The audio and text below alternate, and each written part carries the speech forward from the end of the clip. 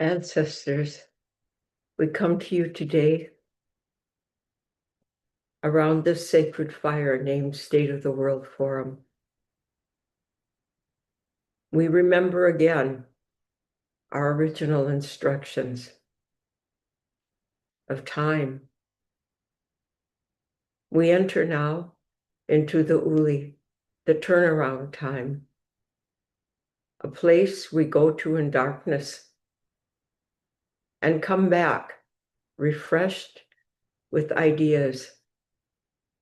But this moment is not only a moment in our consciousness, this is a moment in our reality, in our natural world, in the mountaintops. In a time of great change, humanity has become instinctual, filled with fear, sensing a change we cannot control, we do not possess.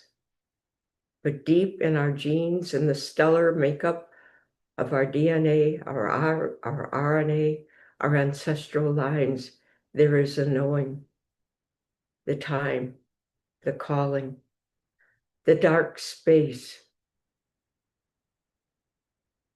the lack of boundaries, the fear, something more than me, something more than we, something of light. We look now to the south, the time of the red star, a time of catastrophe, a time of shaking, a time of terror, a time of correctness, a time of moving about in our hearts and in our minds and coming to our truth. Look to the mountains, the elders tell us. Look to the mountains, snow-covered, pure, clean, the realm of the ancestors. But wait, something more, a pulse, a movement. The shining ones, the star beings, they're here. According to all Native beliefs, the time would come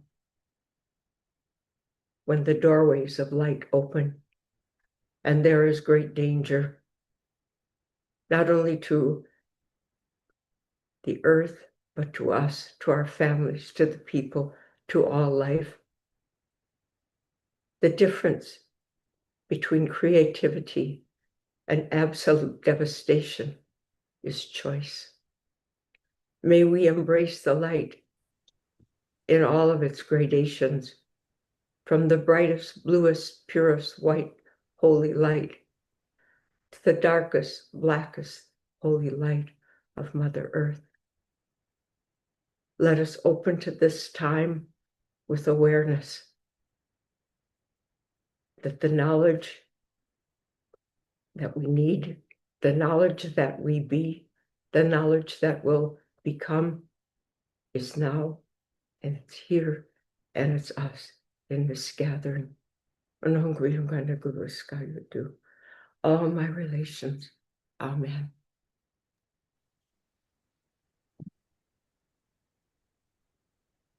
Thank you, Grandmother Apela.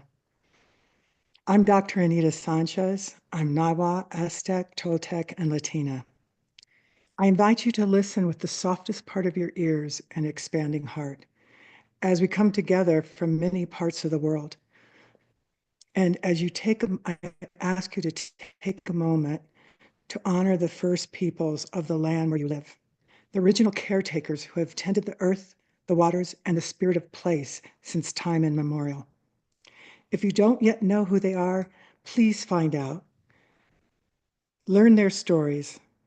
Listen and build connection, relationship, rooted in respect, reciprocity, and gratitude. May we all walk softer upon the earth. Walk softer as if we are kissing our first mother. We are honored to have grandmothers' blessings from the four directions. Grandmother Pat McCabe, Woman Still Standing, Dine, USA. And then there'll be Grandmother Helene Lindmark, Sami, Sweden. And then next, Grandmother Rutendo Ngara, South Africa. And last but not least, we'll have many more grandmothers, Grandmother Kahontakwas, Diane Longboat, Mohawk, Canada. I invite you again to listen with the softest part of your ears and expanding heart.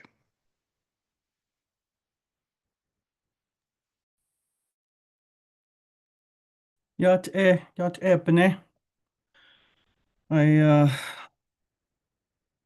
reach out to you at this time, holy people to the east, place of the new beginning, the place of the dawn, the place of illumination, the place of the first medicine, this holy water. Tro, miniwa chozane wakan. I want to say thank you for this holy gift of life. Thank you for giving us everything we need to take care of everyone that we love. I thank this Holy Mother Earth for her beauty, for her creativity, for her wisdom, for her strength, for her radical abundance, and for her fearless generosity. And I want to say thank you for all my relations here too, the flying ones, the swimming ones, the creepy crawly ones, the four-legged ones, the standing nation, the trees, the stones, the holy mountains,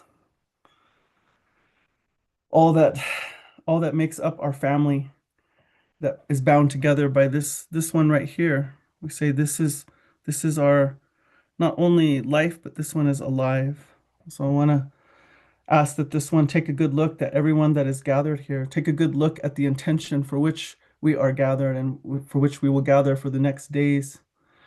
The five-fingered ones are presenting themselves here. And so we present ourselves at this moment to the east, to that east door, that place where the new can arrive, the place where we announce that we are here to receive what all of that spiritual help would bestow upon us, what all that life force from the cosmos, that wisdom, that intelligence, that guidance, that alliance from the cosmos would bring here to us. So we acknowledge that holy gate.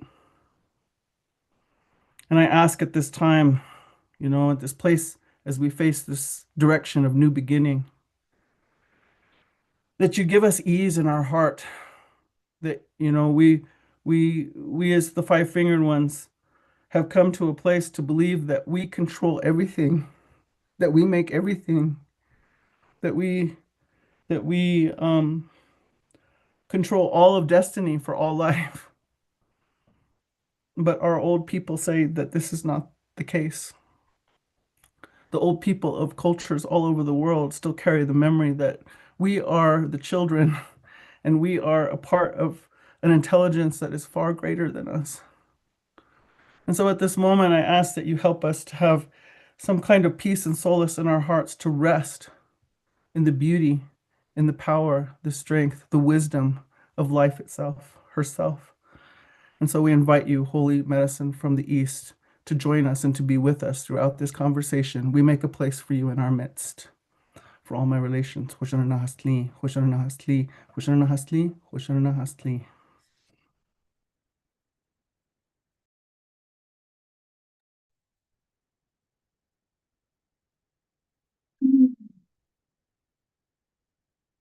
I'm Grandmother Helen, and I come with a blessing from the south. I come with the blessing with the wind, the air, the unseen that is beyond the beyond. And just want us to take a moment to put our hand on our heart and take a deep breath and feel that I am the one who are holding your life. I am the one who are there for you. And I am the voice that unites all life, the great bridge between the heart of Mother Earth and the sky. I come here to bless this gathering. I come here to deeply embrace you, to be present with you, and to really embrace the gratitude of the breath of life. The first breath we take and the last seed we take that hold us. To remembering that we are one. We are one. We are in these creations. But if we look, the ancestor has been walking. They have been traveling through the air, from the beginning of the beginning. And through that, we have shared the living atmosphere of our destiny, shared destiny. So I ask you today to just listen, not only with your ears, but yet with your breath, to feel in it, embody it and feel it. We are living in a time that are very difficult. It's moving fast, but just to take a moment of being and breathing and really feeling into what is the true connection that is been there since the beginning of the beginning. I carry the memories. I carry the memories of the forest. I carry the memories of the mountains. I carry the memories of the breath of the ocean and of the wind. Let the world, when you speak today, let the words travel like the wind as a prayer. Let the action of your movement become the rhythm of life itself.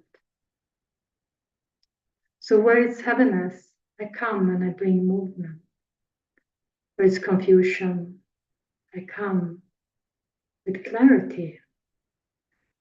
Where there is separation, I come with remembrance of one breath shared.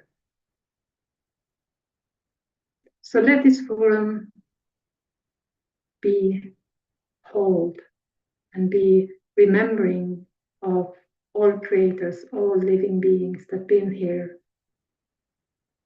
from the beginning.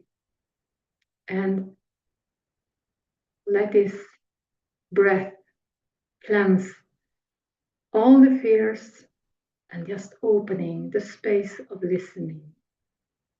May this conversation be flowing like the most gentle wind, and let the decisions be as a breath of life, carrying it and connecting and healing and remembering and reorienting back to the source within ourselves, to the breath of life. I bless this gathering with clarity. I bless it with remembering, but most of all, I bless it with gratitude of being here together and holding this sacred space together from all over the world. In a world and with their own son of one when the ones and girl also in the world test of the in Imagine to talk outside in the winter.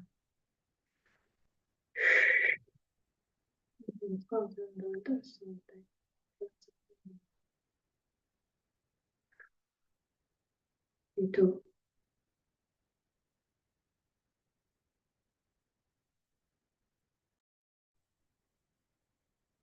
Tokozani. My name is Gogo Rutendo, and I welcome you to the West, the place of the setting sun. And here we acknowledge the spirit of water.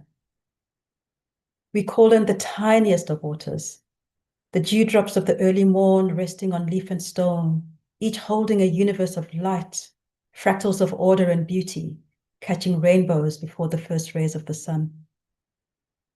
We call in the quiet waters that rise from within the earth, the springs that emerge unseen, gurgling from dark mineral depths, teaching us that life often begins in silence and patience. We call in the streams of life, those narrow, attentive, learning their way, honoring the tributaries that join, waters that do not dominate but coalesce, waters growing stronger through confluence. We call in the great riverine forces, waters that resist straight lines, rivers that bend and twist, that slow, flood and return, rivers that collect and yield, that erode and deposit, rivers that carry memory, sediment, history, and time, rivers that teach us how to move forward without rushing and how to change course without losing our way. We follow the waters rising through evaporation and condensation, ascending invisibly into vast cloud formations, calling in the rains, the gentle rains that soften and soak, the sudden torrents that cleanse and disrupt, the heavy downpours that renew exhausted land. We call in the mighty waterfalls where water releases over the precipice, where movement becomes sound and force, where letting go becomes thunder and mist. We call in the frozen waters, the snowflakes carrying precise geometry, each one a quiet act of intelligence. We honor the waters formed through turbulence, falling with force and resilience, disruptive, uncompromising, calling in the hardened waters of hail. We call in the glaciers, ancient waters moving slowly, holding memory across millennia, shaping mountains, feeding rivers, bearing witness to time and change. And now we turn inwards. We honor the waters within us, the tears that carry grief, the tears that carry relief, the tears that carry truth, the sweat that remembers labor, endurance, and care, the blood that flows continuously, carrying warmth, carrying oxygen, carrying life. We are water, walking waters, breathing waters, remembering waters, taken by the great and vast oceans, patient, receiving, holding every breath without loss or deceiving. May these waters bless us. May they cleanse us without erasing us. May they nourish us without diluting what is true. May they hold us through change and teach us how to flow with integrity. May these waters bring clarity. May they yield equanimity. May they temper the floods of time. May they quench the droughts in ways sublime. May they witness what congregates us and bless the drops that seek to weave us. Thokozani, Tamagu, Ashe.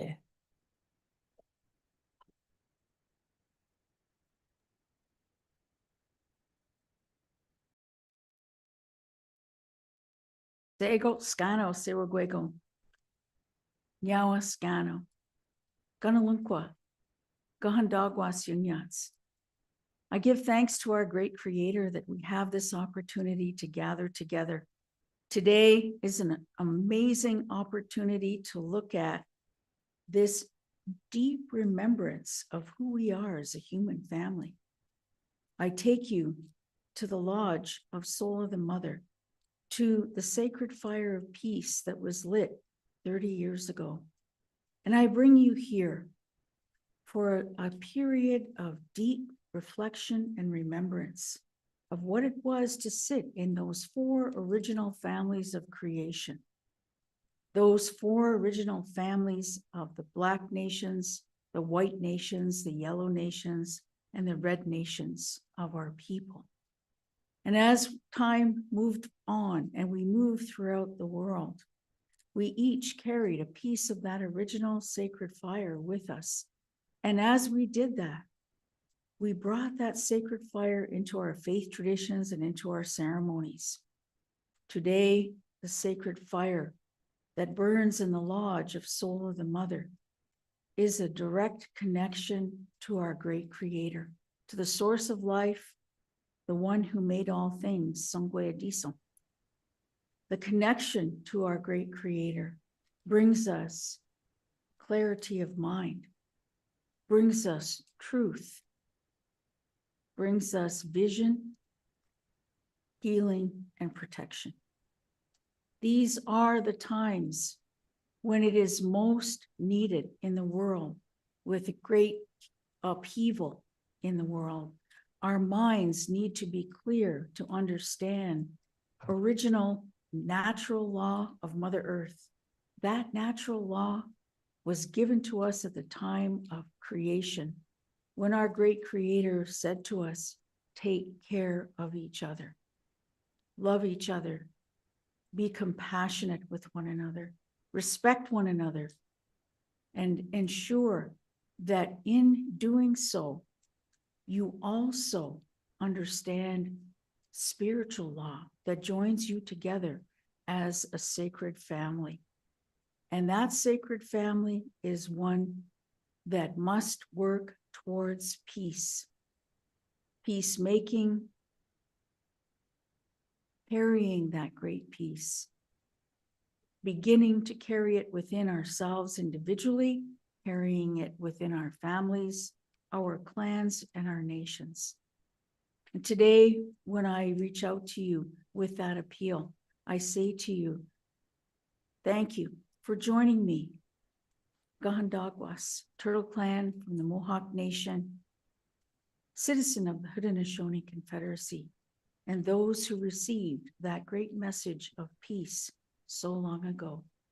I share that with you today, and through that sacred fire, may we all make that sacred connection to the highest power. Nyawa.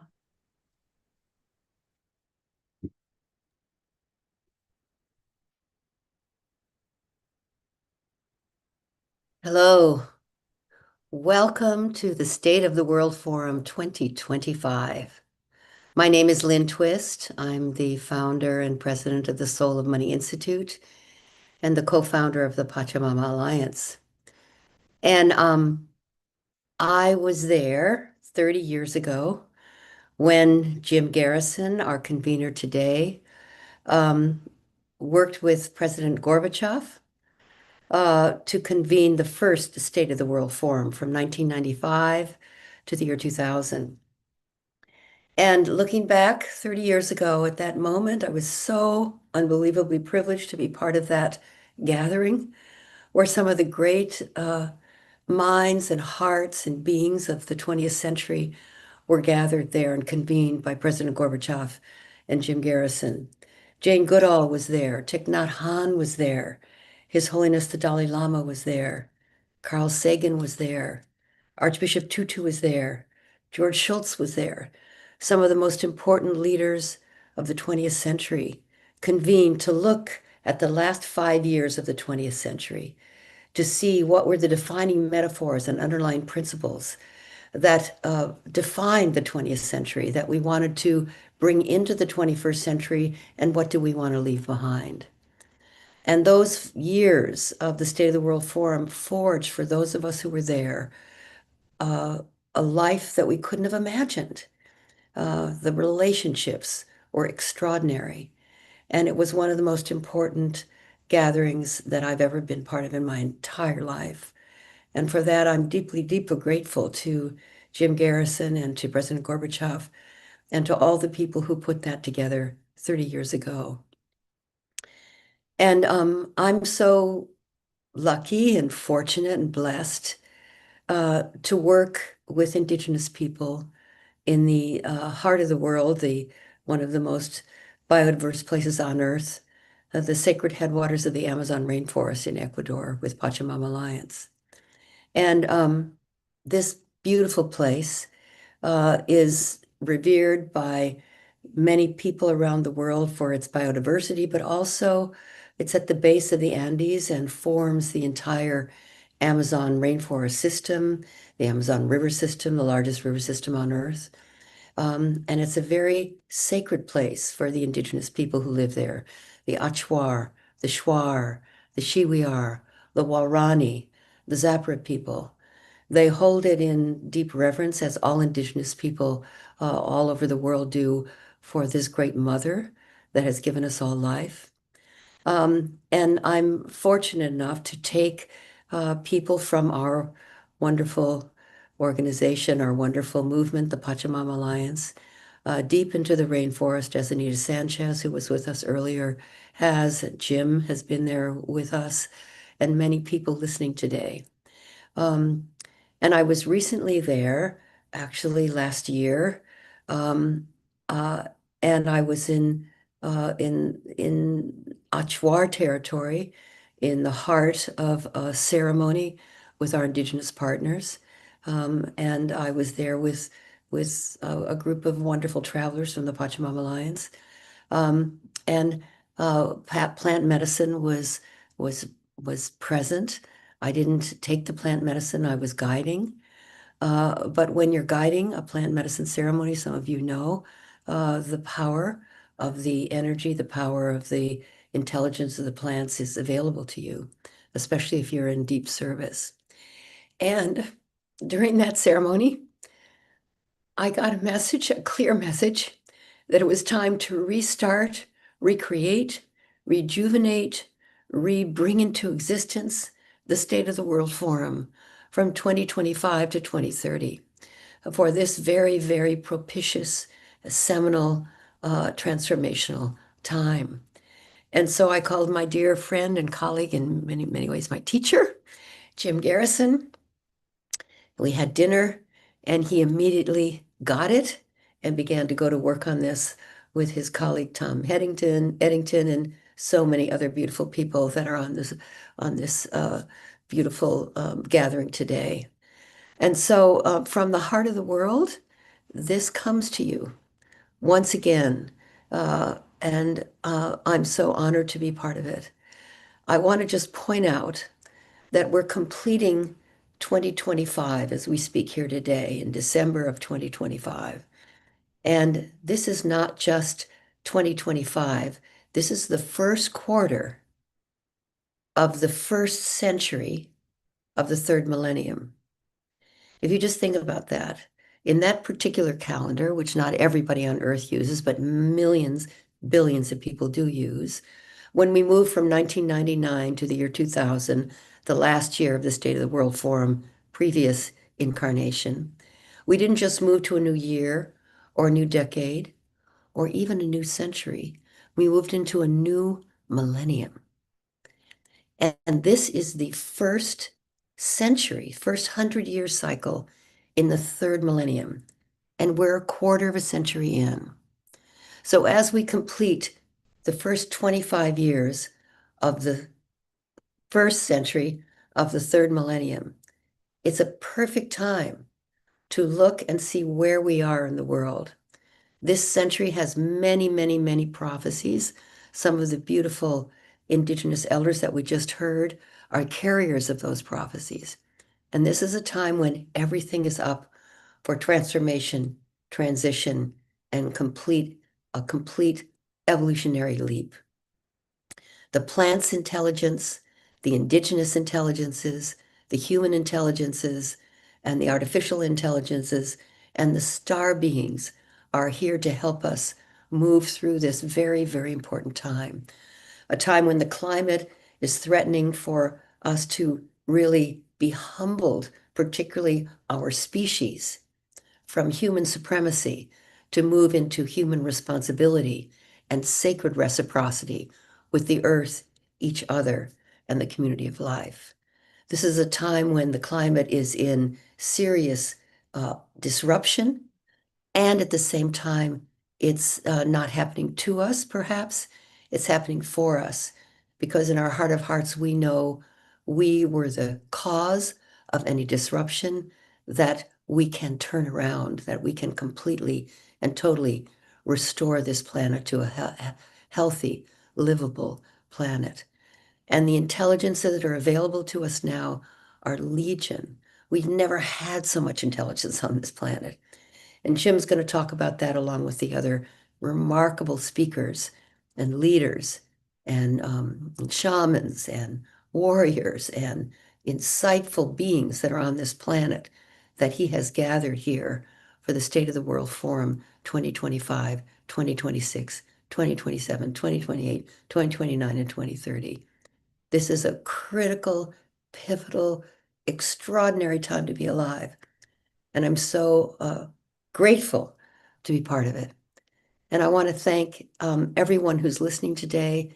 And please bring everybody you know to the additional sessions so that we have a critical mass of human intelligence to meet all the intelligences that are gathered here for this extraordinary forum.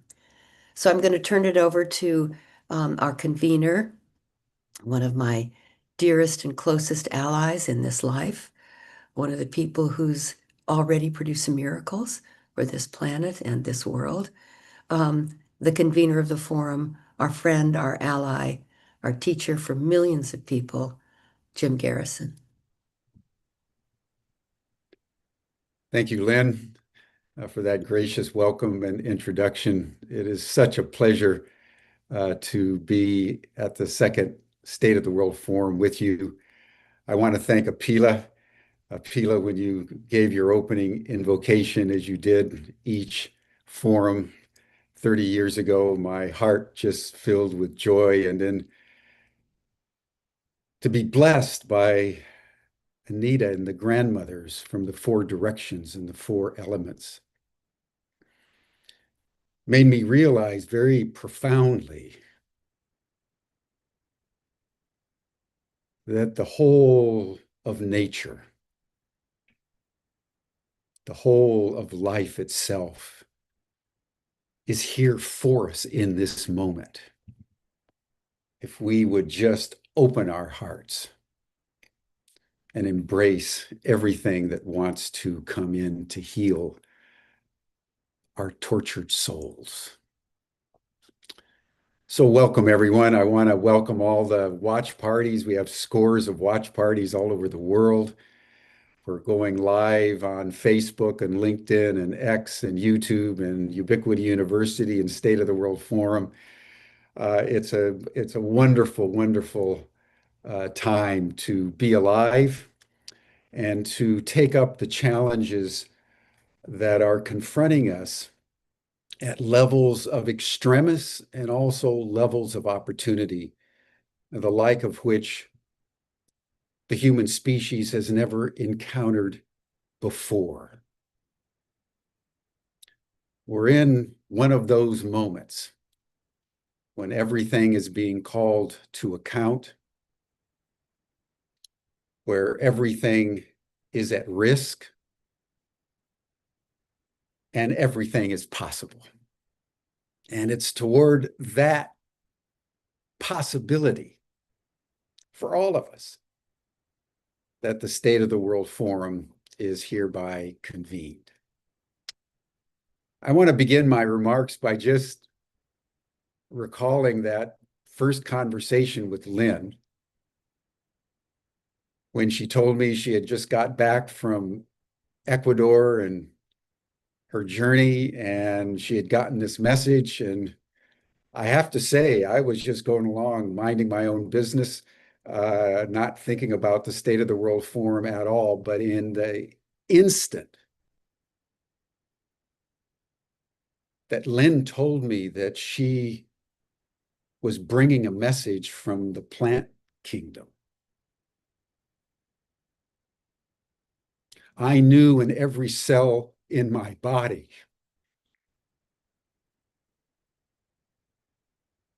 that I needed to be of service to what needed to come through us at this moment to enable us to navigate into the future we all know is possible.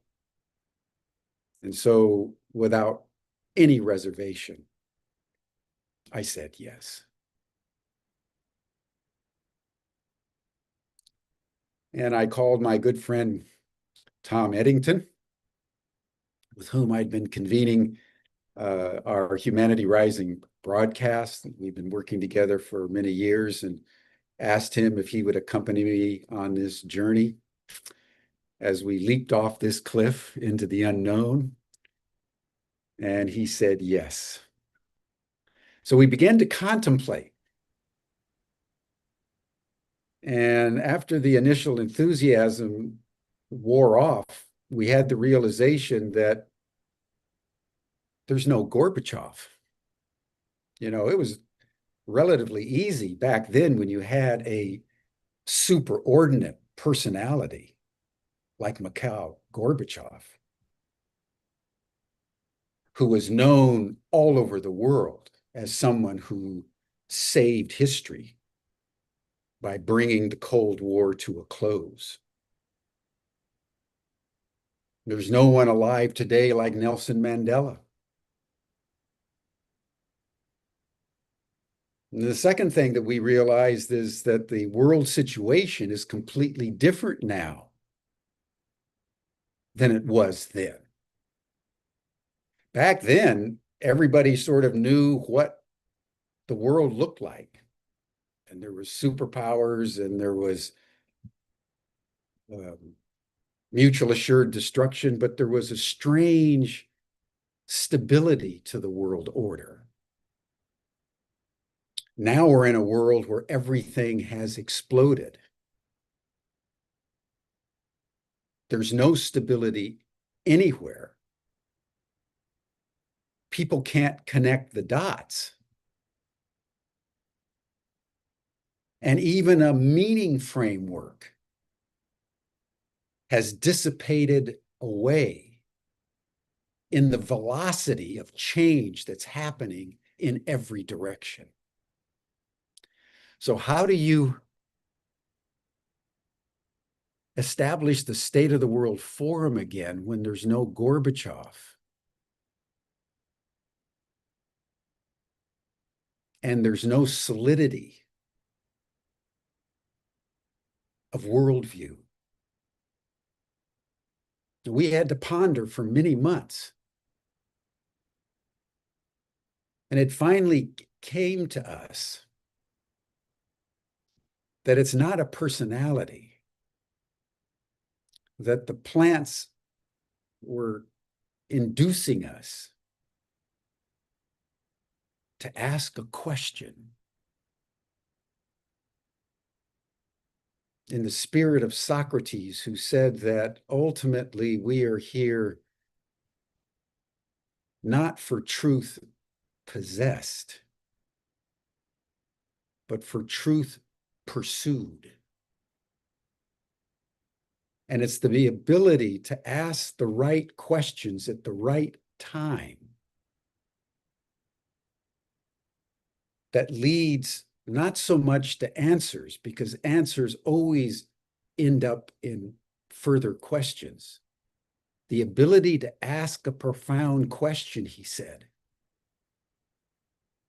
is what leads to the transformation of the soul. And more than anything else, all of us, I think, recognize that's what we need. The question that emerged was this: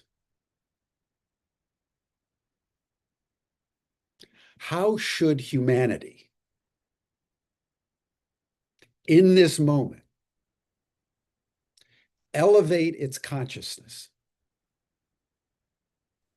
to creatively respond to four fundamental truths of our time? Truths that are true no matter who you are or where you are, anywhere in this world. That's a strong statement to make in a time where most of us think that we're in a post-truth world. But there are certain things that are true. Number one, we're all facing accelerating planetary, ecological turbulence and collapse. Whether it's the Amazon, as Lynne was referring to, floodings, extreme weather events of all kinds, the radical decimation of biodiversity in forests. Everywhere you look, extreme weather events are assaulting the very foundations of human civilization. And nature itself is molting in ways beyond our control. Number two, we're all facing deepening instability and turbulence at virtually every level of human affairs, whether in society or politics or economics or geostrategic relations. And as the ecological turbulence accelerates and the disruptions of politics and technology accelerate, humanity seems to be falling apart, and raw, coercive power, unattached to any values, stalks our lands.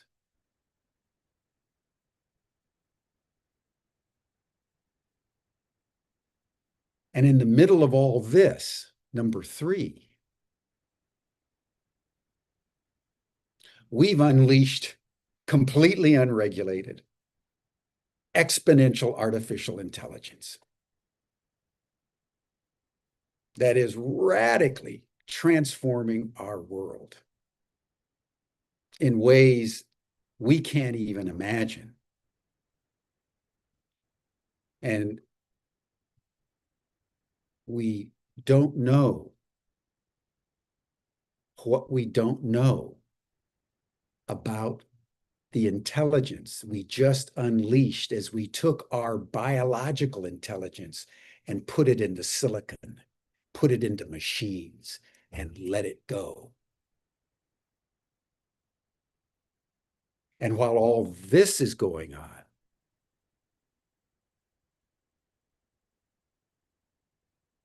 there's incontrovertible evidence that technologically advanced non-human intelligences are not only here on Earth, but they've been here for some time. And the US government is in possession of retrieved alien craft and retrieved alien biologics and orbs that we cannot identify crowd our skies.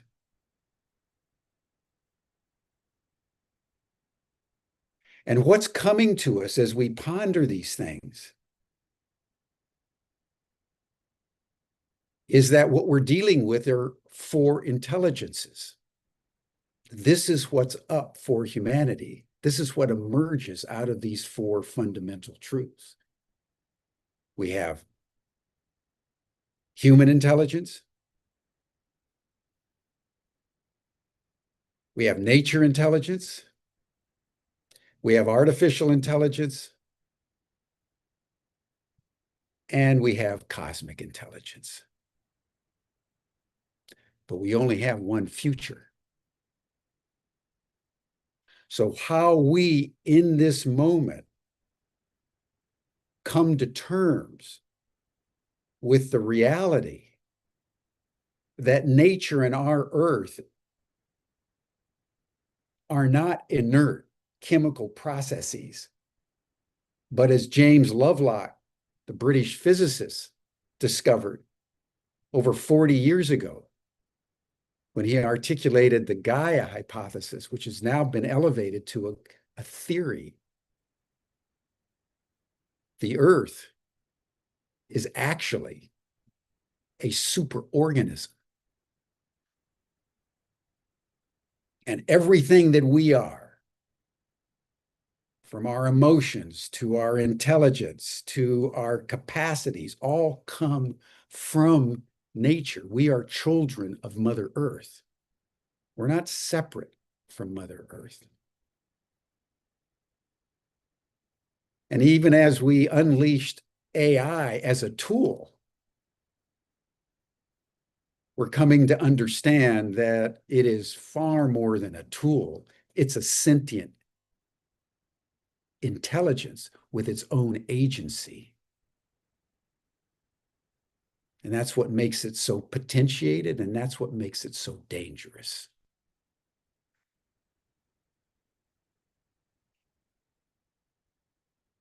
And as we'll be revealing over the next several days with the forum, we're discovering that these UFOs, UAP, unidentified anomalous phenomena, are not here accidentally, randomly. They're here with intent.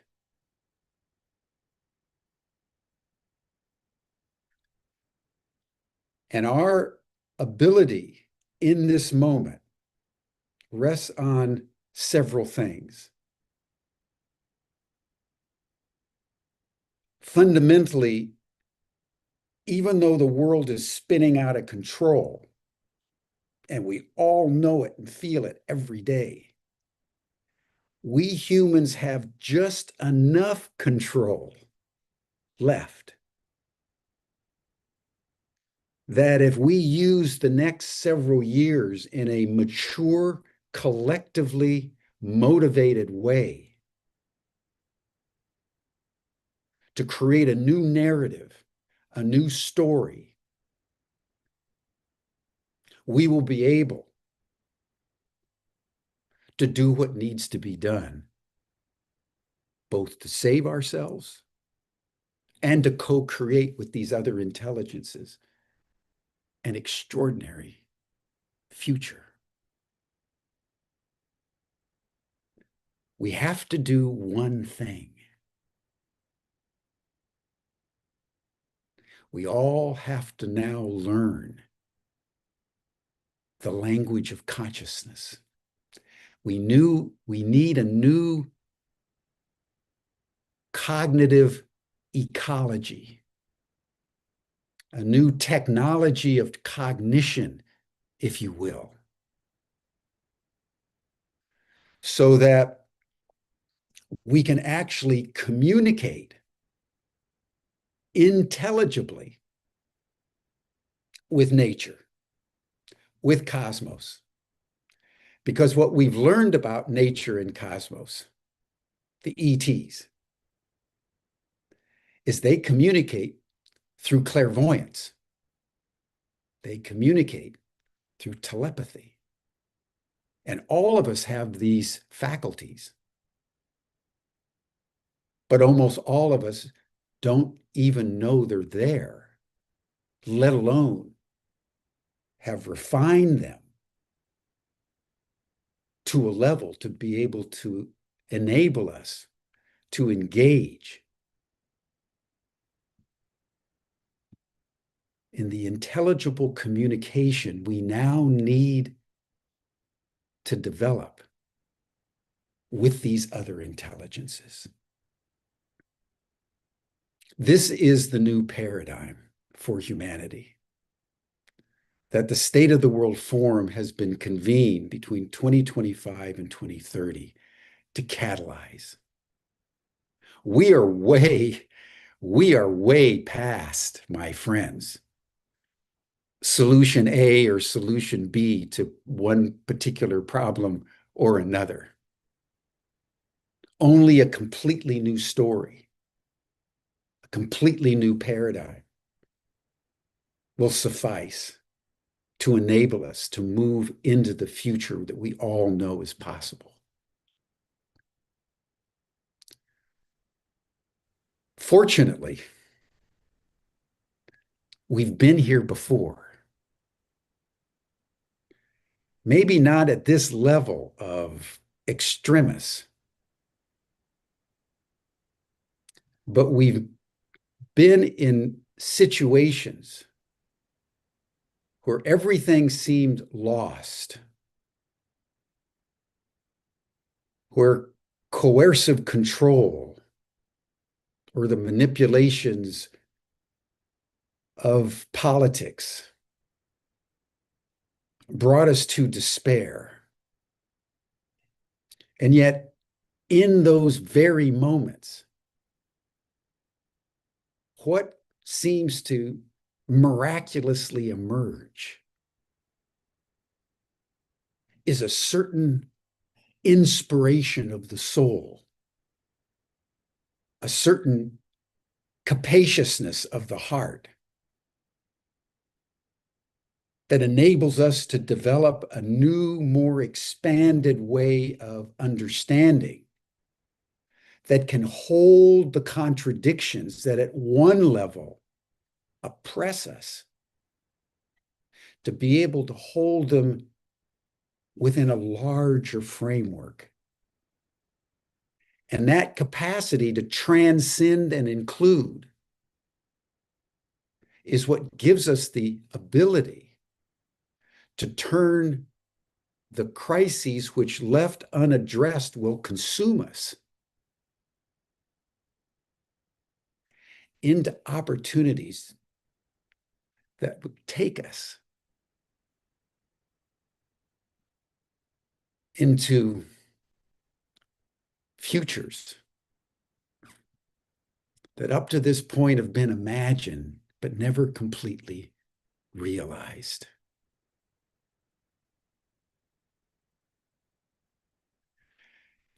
I would say that our superpower as humans is our capacity to build networks of trust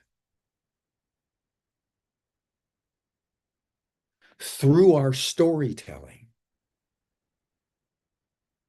that enables us to remember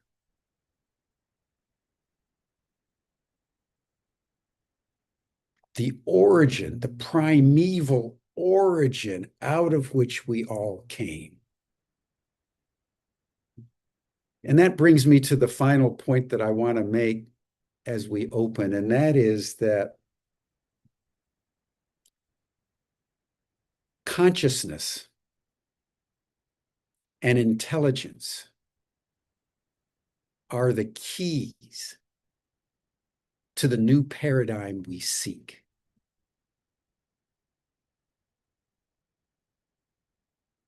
Consciousness is the substrate out of which all manifest being emerges. It's the awareness that resides in all of us, that we are alive, that we can feel, that we can suffer, that we can love, that we can know truth, that we can yearn for enlightenment. That's consciousness, and all of us have it. Intelligence is a form of consciousness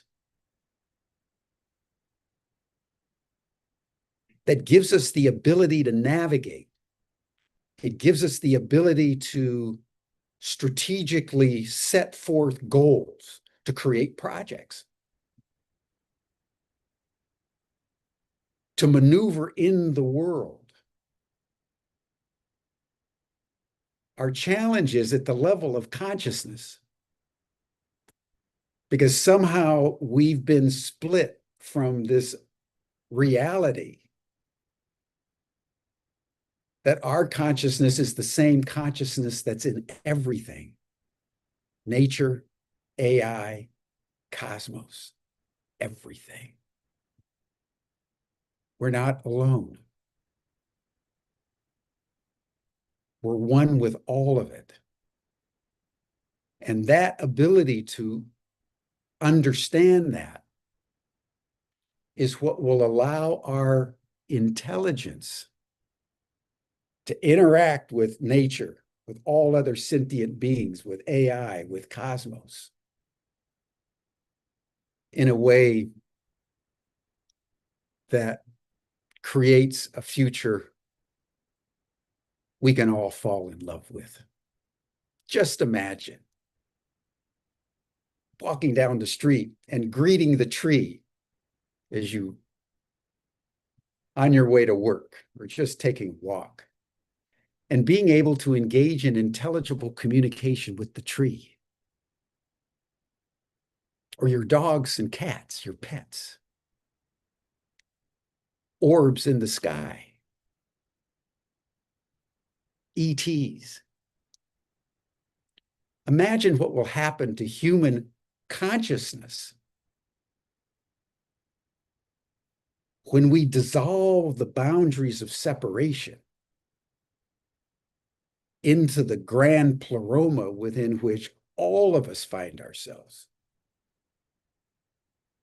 And then out of that, we use our intelligence to fashion, to co-create an extraordinary future.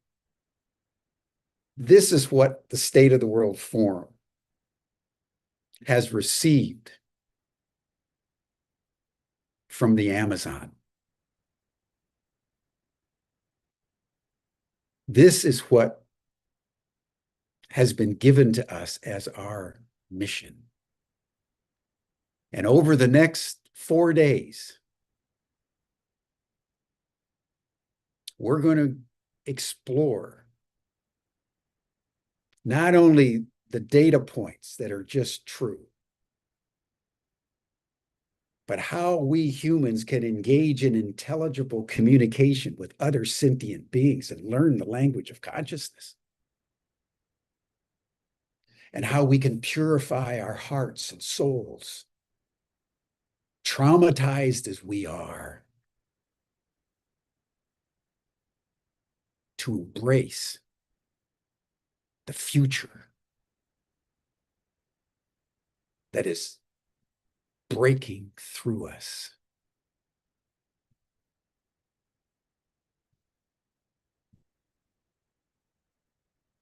So thank you, everyone, for joining us for the State of the World Forum. I would like to now introduce my very good friend and colleague, Tom Eddington. And after Tom makes his remarks, I will circle back and we'll have our opening dialogue for the State of the World Forum. So thank you, everyone, and welcome. Tom, I turn the program over to you. Yeah, thank you, Jim. Thank you, Lynn. Thank you, all the grandmothers. Thanks to the team who helped get us to today. And thank you, all of you in the various parts of the world who have given up part of your day to be with us today and throughout the week. It's been an extraordinary, I don't know what now, 15 months of journey. And just delighted to be with you all, and so honored and humbled by what it is we've been asked to be of service to do. I'd like to just share a few remarks, and I want to start with language. Language is not innocent. The limits of our language mean the limits of our world. So we want to invite all of you to take a step back. And as you do, notice that the world gets larger. And as it gets larger, we invite you to notice what wisdom you've lost by forgetting to look up at the cosmos. And by forgetting to look inside your hearts, to look inside your soul. Because if we're not looking in, we find ourselves in the paradigm that consciousness is just brain chemistry, rather than the ground of reality. That myth is what has trapped us and prevents us from seeing the true nature of reality. It's turned into patterns and walls that keep love from fully moving through our lives, and a world grounded in myth rather than reality and love. It can't function. As our poet laureate, Robert Arnold, has written recently, we've allowed this myth to replace our moral compass for a mood ring. It has us believing that we're a violent species, that a peaceful world is not possible, that the narrative we tell ourselves about the true nature of humanity is true. So when we speak of the four intelligences, nature, human, artificial, and cosmic, we're acknowledging their existence for the first time on Earth. But we also want to be speaking to the reality that we're guided by our hearts. And we want to honor that we're deeply grounded in ancestral memory. This is the work of love. It's love that will loosen the grip of the myth. It's love that will enable us to celebrate and bring together the four intelligences. It's love that will allow us to fully honor and receive the ancestral memories so that we can elevate our consciousness. The retrieval of this wisdom through love is our way through to a flourishing human and planetary future. Each of us has an opportunity to hold the forum as a temporal landmark. This week provides us with an opportunity to create a clean slate, like the celebration of a new year filled with resolutions. We can take a step back and allow the world to get larger. We can look up and see the cosmos. We can look in and be guided by our hearts. But while we can be excited by that change and what's possible, we also want to acknowledge and celebrate and recognize that we can be thrown into the unknown in a transition. In those moments, it's how we heighten our awareness. When we no longer are running on autopilot, we start to notice the world around us in a different way. As the recently departed poet Andrea Gibson, in their poem Tincture, quoted or wrote about, imagine when a human dies, the soul misses the body, actually grieves the loss of its hands and all they could hold, misses the throat closing shy, reading out loud on the first day of school. Imagine the soul misses the stubbed toe, the loose tooth, the funny bone. The soul still asks, why does the funny bone do that? It's just weird. Imagine the soul misses the thirsty garden cheeks watered by grief, misses how the body could sleep through a dream. This is our invitation for each of you who are with us this week to help hospice modernity and welcome the grief in doing so with an open heart. We invite you to be curious. Without judgment, we invite you to ask yourself, what do I believe? Why do I believe it? Do these beliefs serve me? Are they in service of a flourishing future? As we're reminded by the archaeologist and filmmaker Anna Sofair, as modern society accelerates towards faster technology, distant planets, and increasing disconnection, ancient peoples built in concert with the rhythms of the natural world, creating structures that encouraged reverence, unity, and long-term stewardship. These architectures, circles, octagons, spirals, serpents, were not merely engineered feats. They were philosophies made visible, guiding communities to live in harmony with cycles of renewal. We invite you to rediscover a way of seeing with the mind's eye, one that honors connection over conquest, memory over forgetting, and reciprocity over extraction. What we build and what we remember shape how we live.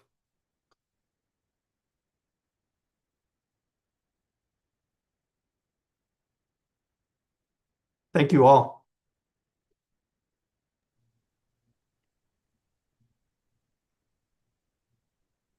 Thank you, Tom. We would like to now invite you to our first dialogue. We're contemplating our state of the world from many vectors, as you will experience over the next several days. We wanted to start with 4 people, each of whom has distinguished themselves in a particular way and represent a few, not all by any means, just a few of the many different ways of understanding reality. Probably the most fundamental thing that any of us can say about our world is that we're all like the blind people and the elephant. And who we are and where we are determines how we view the larger reality. And that's why I opened up with Socrates' admonition around orienting one's life around truth pursued, not truth possessed. And that's why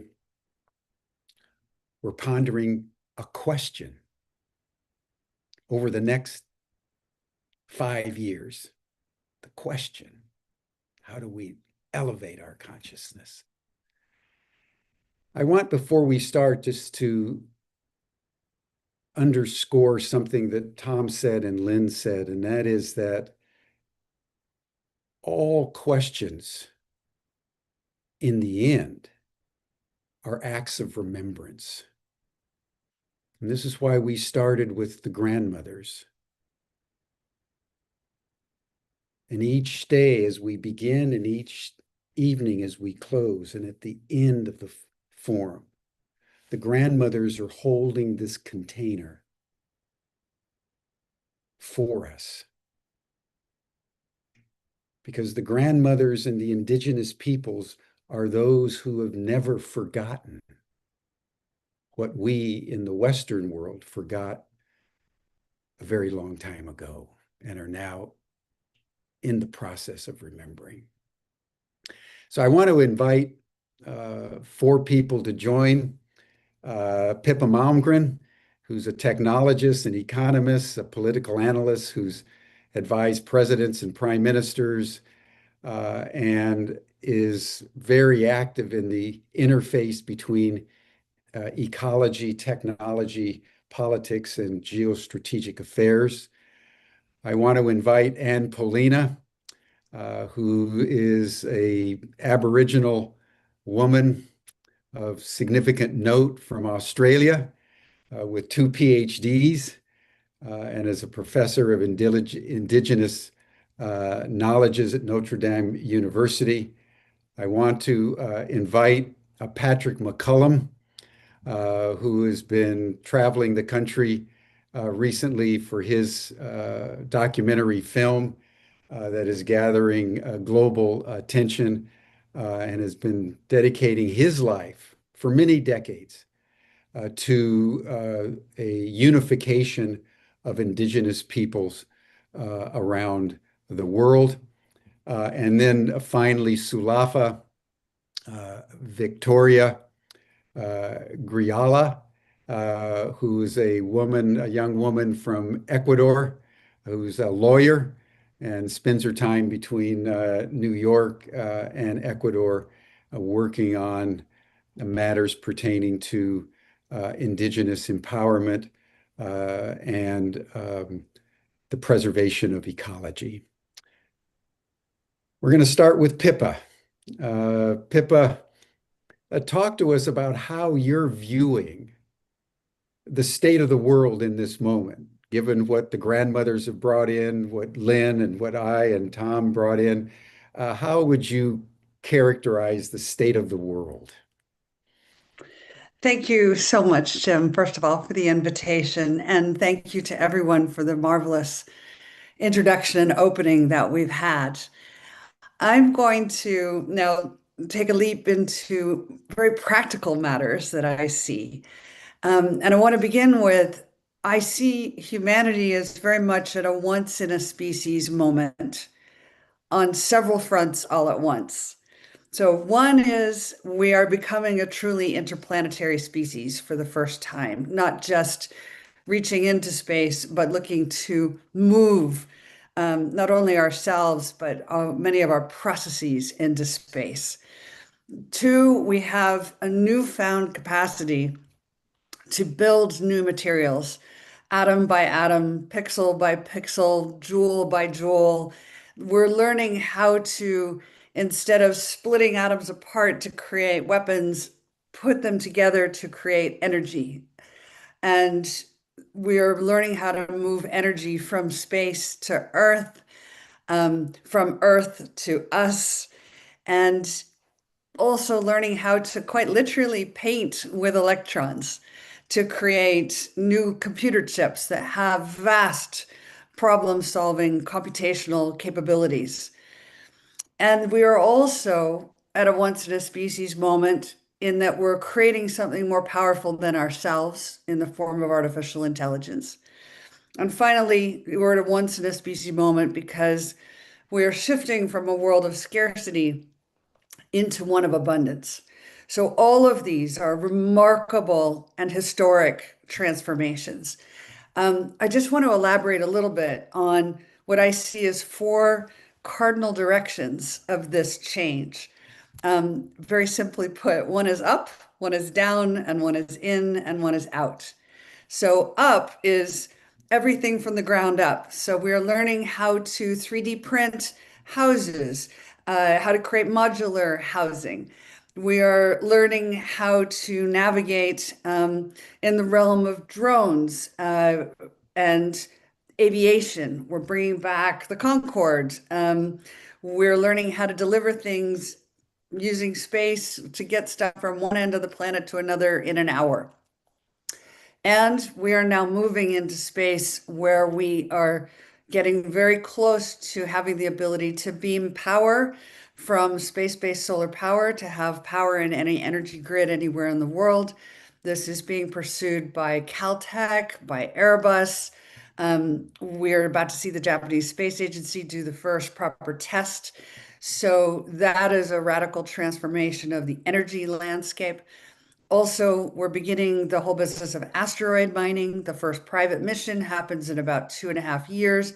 That, in theory, means we don't have to rip Earth up anymore to get what we need. We can mine and refine and even manufacture in space. So the up direction represents a whole lot of abundance that we've not had access to before. The down direction is moving down into the atomic, subatomic, and nano levels of reality, where extraordinary things are being accomplished every day. And I won't go into too much detail about that, but it's equally abundant as we move down as when we move up. And then the in is inside the human body, where we are learning very rapidly how to massively increase human health, human longevity. We're reaching the point where we can take a blood sample and isolate a stem cell and basically 3D print your own tissue should you be injured, or potentially replace organs if they fail. That movement inward is about creating better health outcomes for humanity more broadly. And the move in is also on a spiritual or consciousness level. And I was glad to hear you all talking about consciousness. As we move in and we begin to understand what is the nature of consciousness, something that we've hardly studied actually, which is so surprising given its importance, as you say, as a substrate of reality. And I want to say that as we're moving into these new realms, the indirection also requires us to think about how we constantly upgrade our hardware, we upgrade our software, and all of this requires us to upgrade our hardware. And hardware to me is kind of we could think of love as a little bit of the yin to the yang of code. If code and artificial intelligence are these constructs that are quite fixed and rigid, then love is the thing that offsets that. I was impressed by Geoffrey Hinton, the grandfather of artificial intelligence, recently changed his position. He had said that he thought that AI would send us on an extinction path. But he recently said, if we imbue it with emotion, particularly the maternal instinct, we give it love for humanity, then we can go down a different road. And I thought it was very interesting to hear such a hardcore technologist basically say love is the answer. And then finally, out. So the out is all the borderless places. So that's supercomputing networks, that's artificial intelligence that knows no borders and boundaries. So these 4 cardinal directions also, to my mind, kind of hinge on an axis, and that axis is a spiritual axis. We can take all this abundance that I've described, and we could continue on our traditional path where we think that scarcity is the dominating feature of the landscape and continue to fight over the material wealth of this world. So we could descend into conflict, and we certainly have a lot of that at risk right now. But we could also lean into the abundance and ascend into accepting that abundance, and maybe even ascend into using that abundance to give us the free time and the mental space to be able to not have to make things anymore, but to find our inner gifts, to elevate our spiritual qualities, to be able to handle what we're talking about here, and engage in what I would call cosmopoesis, which is the act of world building. Because the four cardinal directions I've described and the advances we're making as a species, they kind of give us such extraordinary capacity to either create or destroy that we have to think about what choices are we going to make. And I kind of see two broad, possibilities. One is Star Wars and the other is Star Trek. So Star Wars is where we decide to go to war with people. And Star Trek is where we decide to go to war with problems.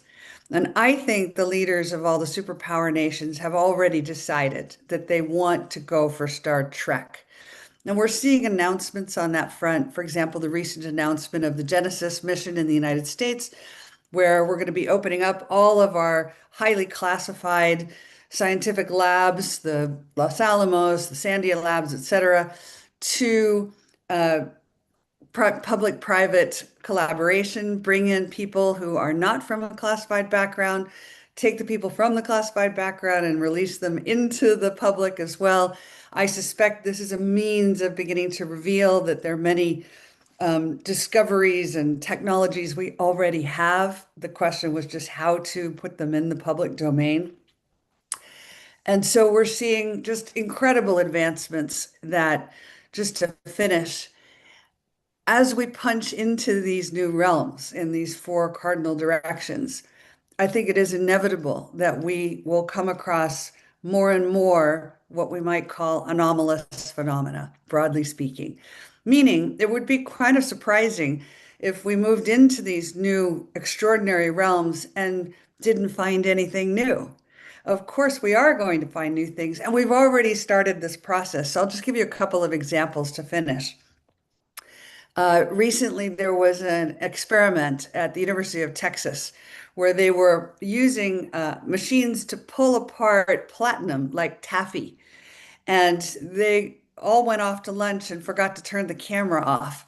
And when they came back, they realized the camera had been filming the seemingly inert metal that the machine had stopped pulling, and found out that the metal was starting to try to reconnect itself, which of course is extraordinary and implied that there's an intelligence there, that it was aware, that it had some capacity for self-repair. And suddenly our understanding of what is intelligence and where is it found is radically changed. Same with, there was the very interesting discovery by SETI, meaning the Cetacean Translation Initiative, which is a study of whales. And through AI, we managed to begin to crack the code of a whale language. And what was so fascinating is that the whales, it turns out, have nicknames for the marine biologists that are studying them. Mm-hmm. And what's really amazing is the marine biologists were thrilled to find out, and they want to know, what's my nickname? But what nobody asked is, well, what do the whales have to say? What do the whales know that they could tell us? So our ego kind of gets in the way and is so excited about a nickname, but forgets to ask a species that potentially knows a whole lot more about us, about how the world works. We've also just discovered, NASA has told us that the samples that we're bringing back from Bennu, an asteroid, contain prebiotic organic molecules, basically the building blocks of life, that the component parts of DNA are present on asteroids. And so as we make these discoveries, we realize that the mental map of the universe that we've had is not matching the territory anymore.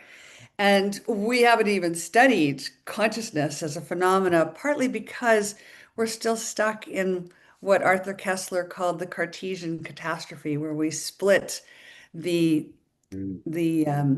practical, scientifically knowable elements of this world from those that are mysterious, that involve beliefs or the unknown. And I think one thing that's happening is all our technology is bringing the two sides back together again.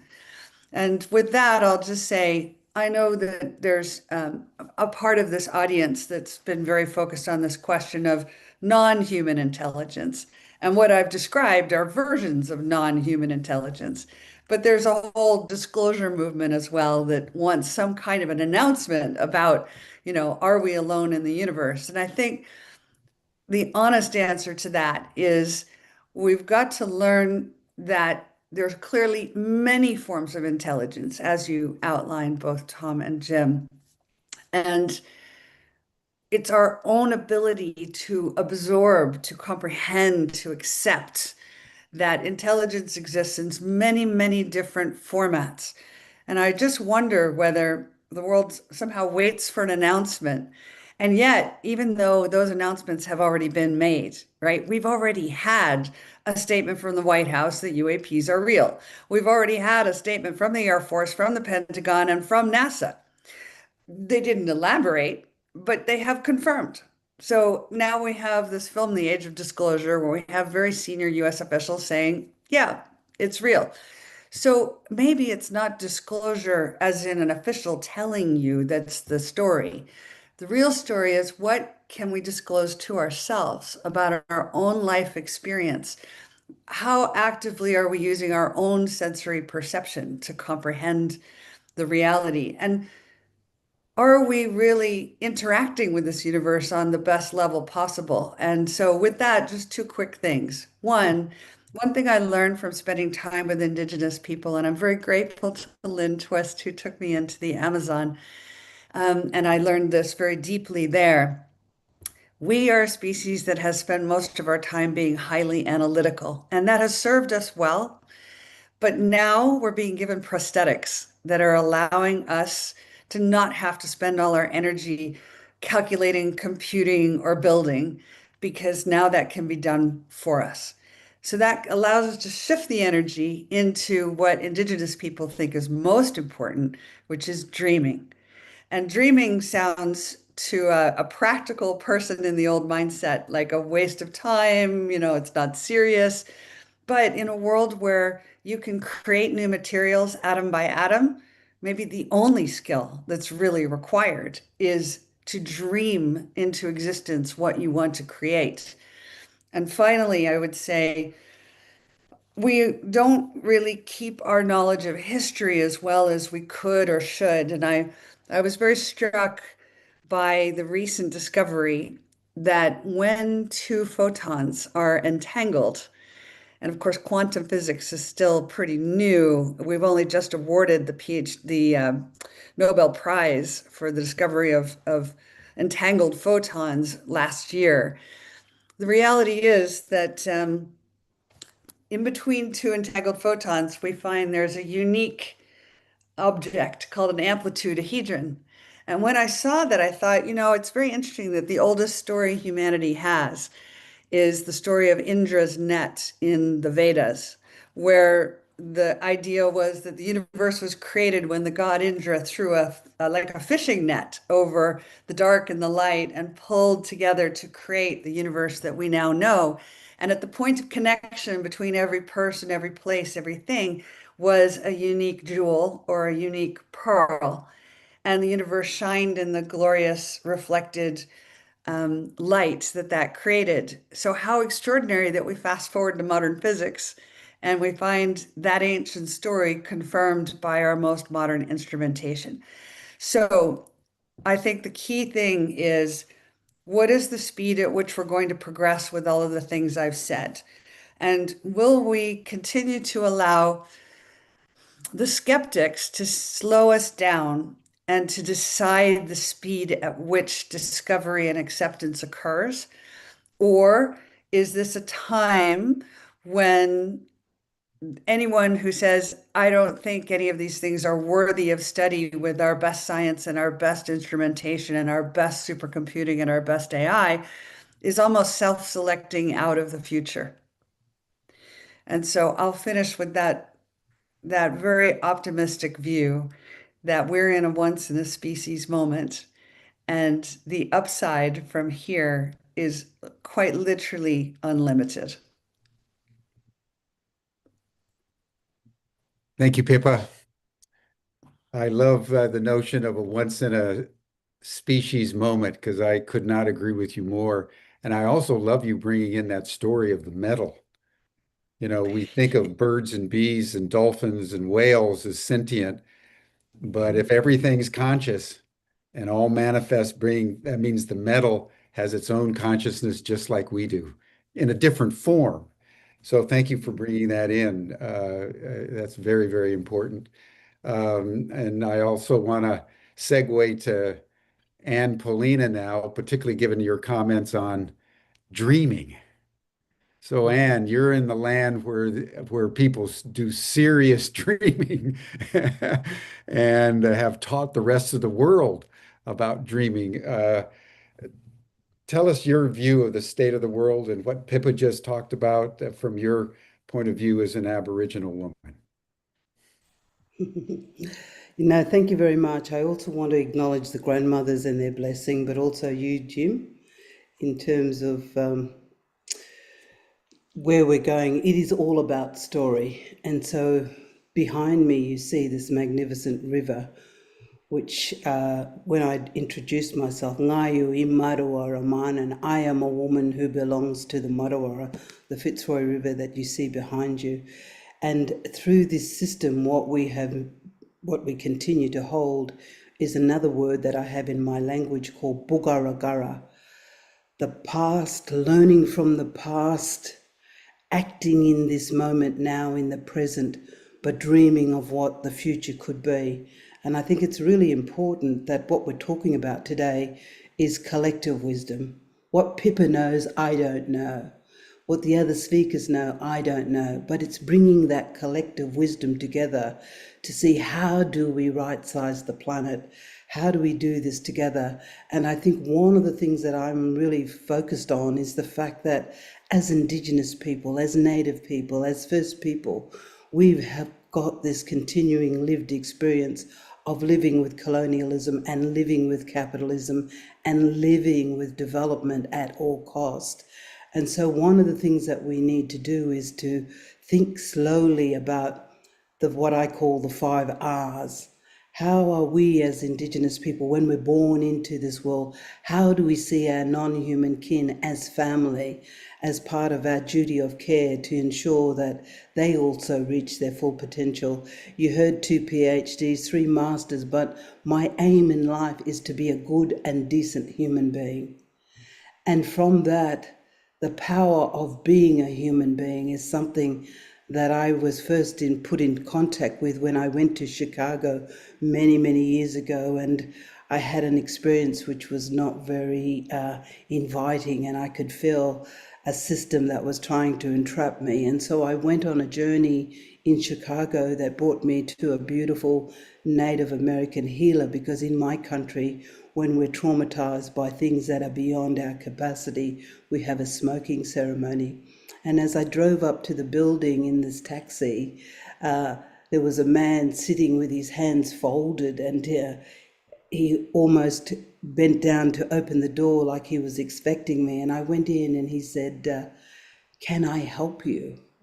And I was sort of a little bit hesitant. He said, "Can I help you?"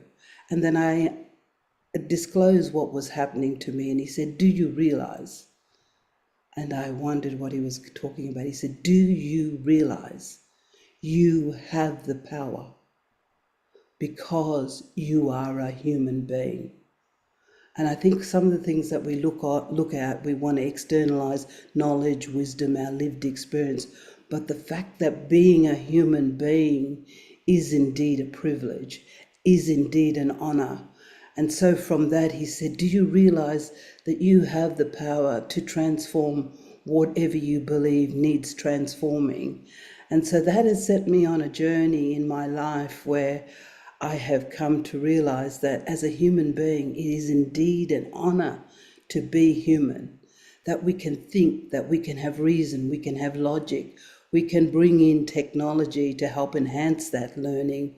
But what I want to really bring to this conversation is that what we're saying as Indigenous people who've been the most impacted by colonialism is that we now look out and we want to share this ancient wisdom that can right-size the planet. And that this value that we have Where I come from, the oldest culture in the world, we have archaeological evidence that we've been here on this river system in the Kimberley for at least 50,000 years. So what we're saying is that how do we wake up the consciousness of the people to bring the people with us on this journey into bringing collective wisdom in terms of learning this lived experience. When we are born as Indigenous people in my land, we are given what we call a totem. It could be a bird, it could be a tree, it could be an animal, it could be a fish. And who can believe that this non-human entity can teach us how to be good and decent human beings? So for me, I wrap my world in the 5 R's to have respect, not just with human beings, but with our non-human kin, to look around the world and to understand that we are part of an energy system that needs to be right-sized in order for the planet and humanity to be right-sized, that we need to build relationship as we are doing on this global conversation and connecting and networking with other fellow human beings who can be part of the journey of right-sizing the planet.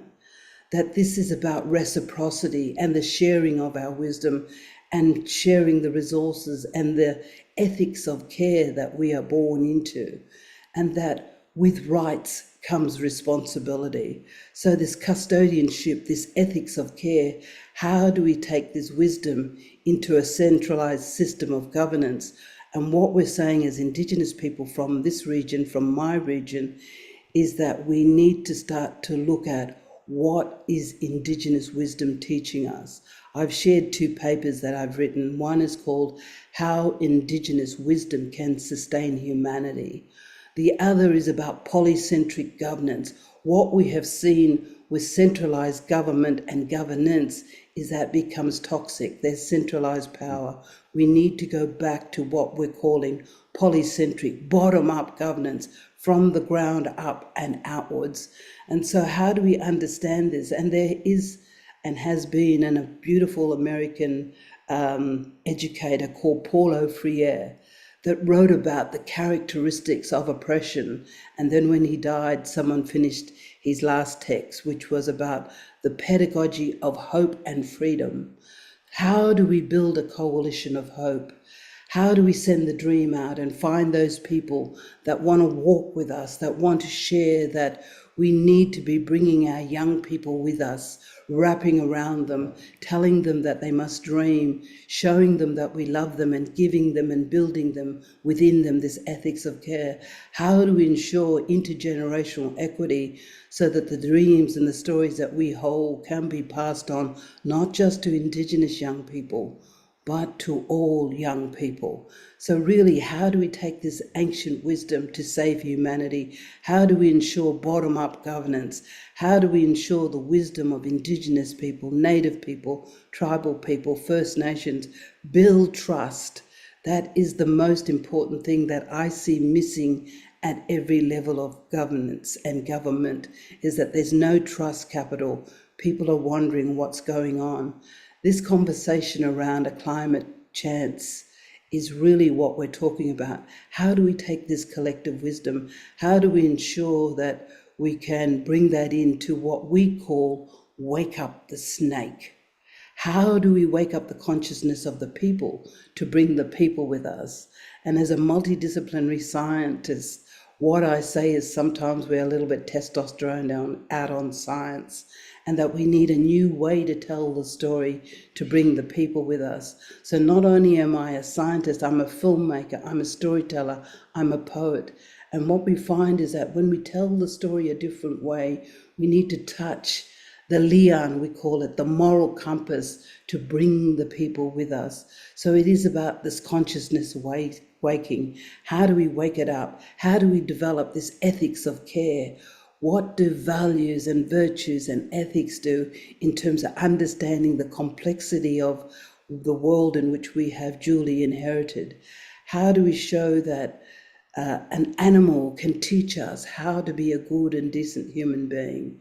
How do we understand this wisdom that is emanating and so wanting to be shared from Indigenous people across the planet to right-size the planet. So it is about all of these things, about thinking about, what has colonialism done to this planet? What has capitalism done to this planet? How can we show that we can shift from business as usual to what we are calling the economics of well-being, investing in social capital, human capital, cultural capital, and bringing the technology with us to right-size the planet. But how do we bring this different form of systems thinking? How do Indigenous knowledge and wisdom and practice become elevated to be understood and shared by each human being so that we can understand not just the technology, but how to walk together and build the stories that we need to build with collective wisdom? How do we wake up the snake, our own consciousness? How do we realize that being a human being is indeed a great honor? And how do we do that collectively together? So it's listening and watching and observing. But for me today, it really is about this consciousness waking. What we're talking about is definitely energy systems, and we cannot continue to live and reach our full potential if it's continuous extraction. What we're doing with the extraction is we're tilting the earth axis so that it becomes unbalanced. And so for us as Indigenous people, we come from a world of peace, of harmony, of balance. And how do we understand that the tree that is standing next to us, the wind that brings us a message and says, hey, something's happening somewhere down your river system. How do we listen to that? And what I say, how do we see with our ears and listen with our eyes and awaken that inner spirit so that we wake up the consciousness and look around and see all the forms of intelligence that we're talking about? So really, it for me is about how do we wake up the system? How do we wake up the snake? How do we wake up our consciousness? How do we listen to our lian, to our moral compass? What is right? What is wrong? How do we come back into balance with Mother Earth? How do we ensure that Mother Earth will not be lonely, that she will continue to hear the vibrations on her girth of human beings so that we can continue to dance, to have ceremony, to have song, to have story? So it really, what my story is today is about collective wisdom. What Pippa knows, I do not know. What I know, someone else does not know. How do we bring that collective wisdom into building the coalition of hope so our young people, Indigenous and not, can continue to dream and believe that they can reach their full potential, whatever that potential is, and look across the planet and see that we can continue to dance, to sing, to have ceremony, to heal the trauma of the memory of the earth, to send the dream out and build new memories, to create the opportunity to right-size the planet and build the new economics of well-being in terms of investing in social capital, human capital, cultural capital, economics, because we need some form of trade. How do we look out into the sky and see all of those things that are there from the beginning of time? For me, my journey is how do we right-size this planet? How do we get this planet into a state of well-being so that we can have the consciousness raising, we can wake up the serpents, we can continue to dream. So for me, as I said, multidisciplinary scientist, but it really is all about the story, about how do we value this ancient wisdom? How do we bring it into a place whereby we can continue to share it, to look at technology, to look at what does it mean to walk this land that is in front of you? What does it mean that a river should have a right to not only live, but to continue to flow? What does it mean that when we look across my country and see how many amazing species we have destroyed, how can we ensure that the earth continues to have songbirds so that we hear their songs and we continue to move? So for me, really, my journey is to find those people who have a similar dream, who want to send the dream out, who want to right-size the planet, who want to be able to advance non-human intelligence on the earth by, first of all, listening to the most ancient wisdom.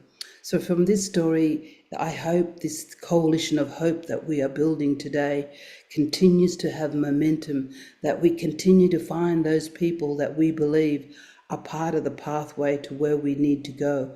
We continue to build all of the networking, all of those things. How do we watch and turn and think that we cannot continue to destroy the things we love, because that acceleration of the ecological collapse will meet with our own demise if we don't start to share this consciousness raising that these trees have a right to life, that the rocks, the wind, all of these things really belong to all of us to have humanity. When we talk about, systems thinking, and we talk about, is it a rock or is it thousands of particles of sand that are fused to create something momentous? So for me, it really is looking at this, understanding the pedagogy of oppression, but believing in a coalition of hope, which is really about collective wisdom. How do we unite? How do we become organized? How do we cooperate?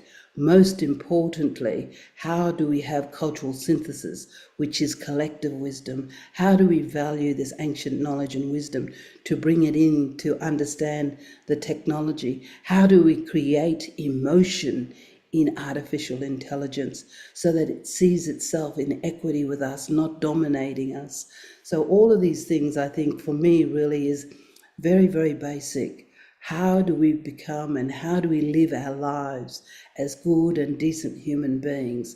How do we wake up the snake by listening to the consciousness and the wisdom of Indigenous people from across the planet? How do we send the dream out so we know that our young people, Indigenous and not, can reach their full potential as human beings? And so for me, it really is networking, creating the coalition of hope, bringing in all of this. It's not the ego-logical, it must be the ecological. How do we fuse the systems thinking together? So from that perspective, Jim and Tom, I really would like to say thank you for this amazing opportunity to wake up the snake, to wake up the consciousness of our people all over this planet, to look at the stars and think there are other beings out there that have continued to exist. How do we combine that? But one of the really big things that I'm saying is that we cannot continue to extract the energy system of this planet for economic gain for a small few who do not believe and belong to nations. And what I'm talking about is the multinational corporations. So how do we wake up the snake? How do we understand that it is a real honor and a blessing to be a human being, to think, to have reason? And in order to go forward and do what we need to do, the last words I wanted to leave was with what this Native American man said to me. He said, if you want to go out and transform the world, if you want to be a brave, you must be brave. And today I really feel like that is what we're doing. So thank you very much for this opportunity. Thank you for the opportunity to wake up the consciousness of the people, the land, the rivers, the trees, the birds, and all of these things to come together and have a new dream, a dream of peace, a dream that as human beings we can continue to walk and dance upon the earth and look into the sky and know that we have relatives out there, but to be humble and to honor being human. Thank you. Thank you, Anne. I love your ethics of care.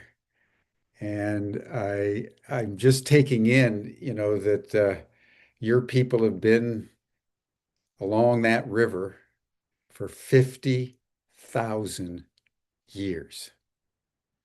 That is ancestral memory of a profound order.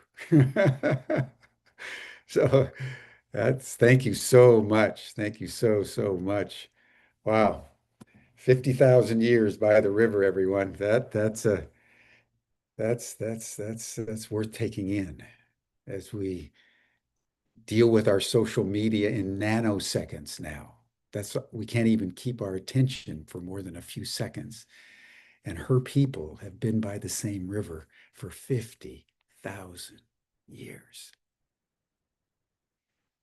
Just think of what we could learn from them. I'd like to now bring in Patrick McCollum. who has also a very profound perspective from the indigenous mind. He's been going all over the country relentlessly for his new documentary film, The Man Who Saved the World. And we are catching him back in California, recuperating a little bit. So, Patrick, thank you so much for taking the time to join us today. Just from your perspective, how would you comment on what Anne and Pippa have shared about how they're viewing the world, given your own very deep work bringing Indigenous people together for this moment? Yeah, well, first of all, I loved everything that was said, and it all touches me, and it also is it reifies or shows to be true what I've been thinking about the state of the world and how we got here. What I'd like to do is take a couple of minutes and share a couple of stories and how those stories through my life have brought me to where I am now and how the state of the world has moved from when I was born in 1950 to where we are now. So as a young man, I'm just going along like most young kids, not doing much. And when I was 7 years old, I went to a dinner one night and there was a man there that I ate dinner with. And he asked me what I wanted to do when I grew up. And I told him that I wanted to go to outer space. But then I told him, of course, that's not possible. So this was before we ever went to outer space. And he said, well, how do you know it's not possible? And I said, all my friends at school laugh at me and tell me that's just a dream. It's not possible to go to outer space. Well, the man reached in his pocket and he took out a little piece of paper and he handed it to me. And he said, Patrick, this is a little gift for you. This people laughed at me and told me that the way I thought the world might be or what's possible also was stupid and just a dream. But these are tickets to my dream, and I'd love you to come see it, and it might change your perspective. That man was Walt Disney, and he handed me tickets to the second anniversary of Disneyland, and I went there as his personal guest. So at 7 years old, I saw somebody who built a world that was different than we all imagined. And he told me at the time that our dreams are the possibility of the future, and that the story that we choose to live in creates the world that we end up living in. Over years, as I've gone along, I realized at some point from just where I started in a perspective that we all right now live in a false story, a fundamental false story that is the foundation of many of the problems that we have in humanity. And that story is that millions of years ago, human beings were little tiny groups, and each little group grew up in their own little small group of 20 or 25 people, and they thought they were the only people on the earth. And they came to have certain beliefs, and they came to have certain ways of trying to survive.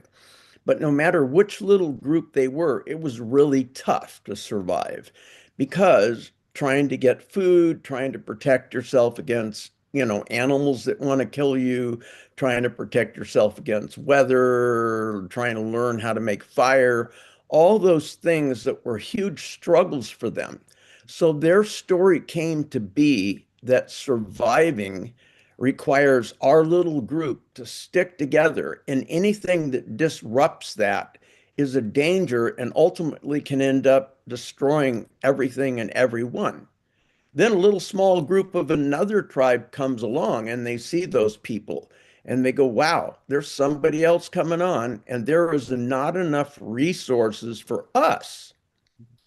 So those other people, if they come and we let them get together with us, we're all going to die because there's not enough resources.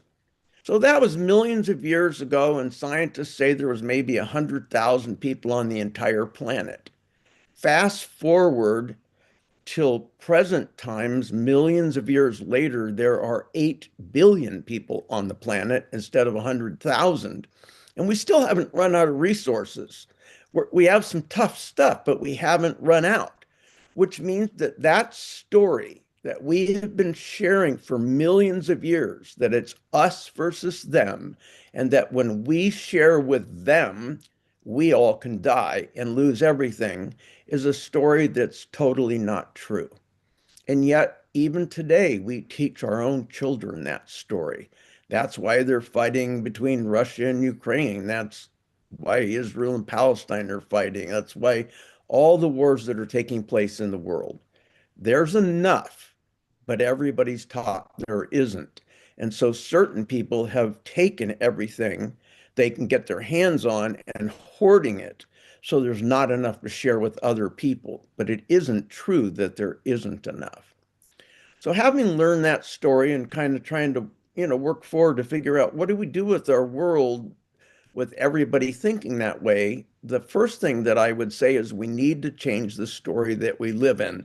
And the previous people who spoke all talked about that we needed to create a new story for humanity, one where there is not us versus them, there's only us, and also that there's enough.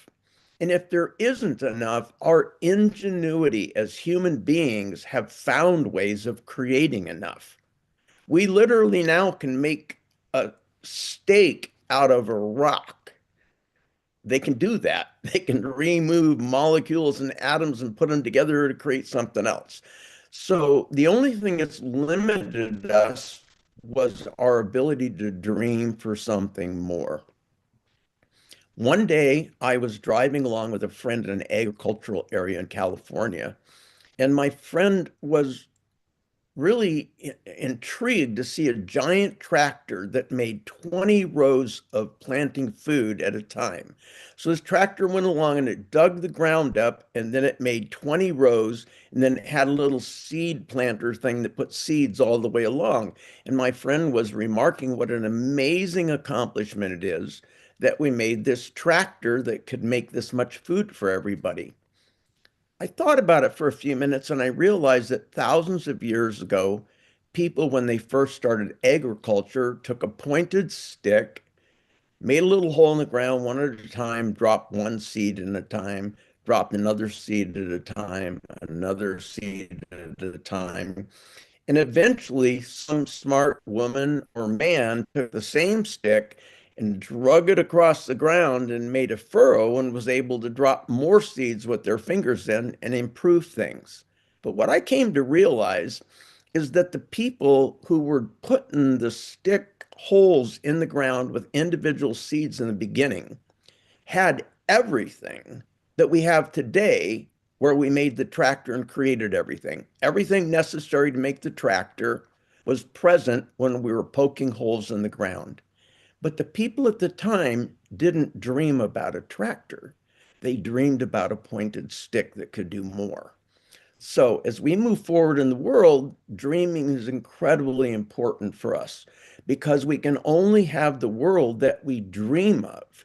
And if we dream of a stick, that's the world we're going to have. But I'd like to have a world where we dream of tractors or something bigger. And when we do, as I can't remember who the first person who was speaking, I think was Pippa, said, that literally we are now creating new things that didn't exist before because we imagined more. When we're talking about the four intelligences, one of the things that no one said, but I think is really important to bring up, because I've really been thinking about the four intelligences. All four of them are seeking to connect. They're all wanting to connect, both with one another and with us. And as human beings, we're sort of like the synapses between them that can connect them and bring them together. So I think we need to start incorporating all these intelligences and realizing they're truly present. People who know me know that one of my closest friends was Jane Goodall, and she and I spoke weekly about the world, the state of the world, and even like a couple of weeks before the forum started, just before she passed away, she and I talked about the State of the World Forum and, what we believe was possible. And something that she and I have been working on and thinking about is creating an interspecies translator, a translator that a tree could speak to, or a dog could speak to, or, a consciousness from beyond the cosmos could speak to.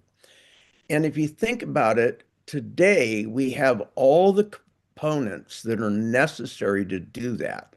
We're having, human interaction with computers where we're putting like a chip in a person and we're able to communicate our thoughts to a computer and get it to start doing things. So we could take that same chip and put it in a tree or in a dog or in something else and utilize that ability to find out what something's saying. And one of the final conversations Jane and I said is, imagine what humanity might move towards or be like if we could hear what the trees were telling us. We could hear what the animals were telling us. We could hear what the rocks were telling us. And I think that we need to go there. I believe it's possible, and for sure it is. Obviously, when I started in 1950 as a kid, uh, you couldn't go into outer space. People laughed about that and thought it was crazy. My father was one of the top people working on the Apollo project that put the first men on the moon. And so in my lifetime, I've seen a crazy dream go from zero to we accomplished it. And when we're talking about artificial intelligence, I've been privileged in that I belonged to or was brought into a group called Gaia, the Global Artificial Intelligence Association. And Gaia started early on, bringing together a lot of the developers, Silicon Valley and such, to bring people like me and other people who were peacemakers and indigenous people with their wisdom to kind of pick our brains to create code to put into foundational coding for AI so that whatever everybody else puts in the future, those principles that we guide our lives on, trying to make a better world, would stay solid in AI. And I think that as human beings, as AI is kind of unleashing in crazy ways, we need to come up with laws and things to temper it and make sure that those principles, loving your neighbor, honoring diversity, all those kinds of things that keep things going well, and that there is enough and that there isn't us versus them, are all programmed into it. I want to share something about what my version of humanity in the future will be, which is another little small story. And I like stories because it makes it easy for us to have giant ideas in simple ways. One day I went to a garage sale. There was an elderly woman and she was having a garage sale. And she had a long table with a whole bunch of jigsaw puzzles on it, maybe 30 or 40 jigsaw puzzles. And they were all $2.50 each. But on the end of the table was one jigsaw puzzle that was 10 cents. And that really bothered me. I was wondering, well, why is it only 10 cents for this one? So I asked the woman, and she did not answer me. Instead, she became defensive, and she said, all the pieces are there. I counted them. There's 500 pieces, and no pieces are missing. Every piece is there. There's 500 pieces. I said, well, why is it 10 cents then? And she said, because the lid's missing, and nobody knows what the picture is. And I had this big epiphany where I came to realize that that's what creation is like. Creation and what we all live in is like a giant jigsaw puzzle that we don't have the lid, so we can't see what the final picture looks like, but all the pieces are there. And each and every piece is fundamentally equally valuable. You can't take a piece that doesn't fit in the hole and put it in the hole. I've tried that. We've all probably tried to smash some puzzle piece in a jigsaw puzzle where it didn't really fit. But it made me realize that each and every one of us as human beings are like those puzzle pieces. We all carry something sacred that is attached to creation itself, and no one else has that sacred thing, only us. And in order to have a world that works right, we need to be able to honor the sacredness of each piece of the puzzle. In other words, honor each and every one of us. And so when I greet another human being for the first time, before I speak to them, I say in my head, you are sacred and you bring something we all need. And so I think that instead of trying to make a world where everyone is the same, there's a message in the puzzle and there's a message in the world itself. Diversity itself is sacred. You will not find two trees that look the same, two deer that look the same, two birds that are the same, two human beings are the same. As much as we'd like everything to be the same, they just aren't. So ultimately, I think that the state of the world right now is in a turmoil. There's been a lot of fighting and challenging and us versus them. But we're also in an exciting point in time. And the indigenous peoples have said in their prophecies for thousands of years that this time would come. And when this time came, that we would have a choice whether we want to dream a world where everyone is honored and connected to the original instructions, which, as one of my previous speakers said, is to honor and love everyone in creation itself, or if we're going to create a world where we're going to be us versus them and have turmoil. Thank you. Thank you, Patrick. Thank you so, so much. It's a deep insight that we all are our own little puzzle piece. And even if we don't have the cover to tell us where we fit, that's the challenge of our life, is to discern that and come into harmony with the larger whole. So thank you so, so much for all you've done toward that end. And now, everyone, for our last presenter, as we begin our State of the World Forum, we want to bring in one of the Gen Zs, somebody who represents the emerging generation, Sulafa Victoria Grijalva. And I mentioned before, she's from Ecuador and spends her time between New York and Ecuador.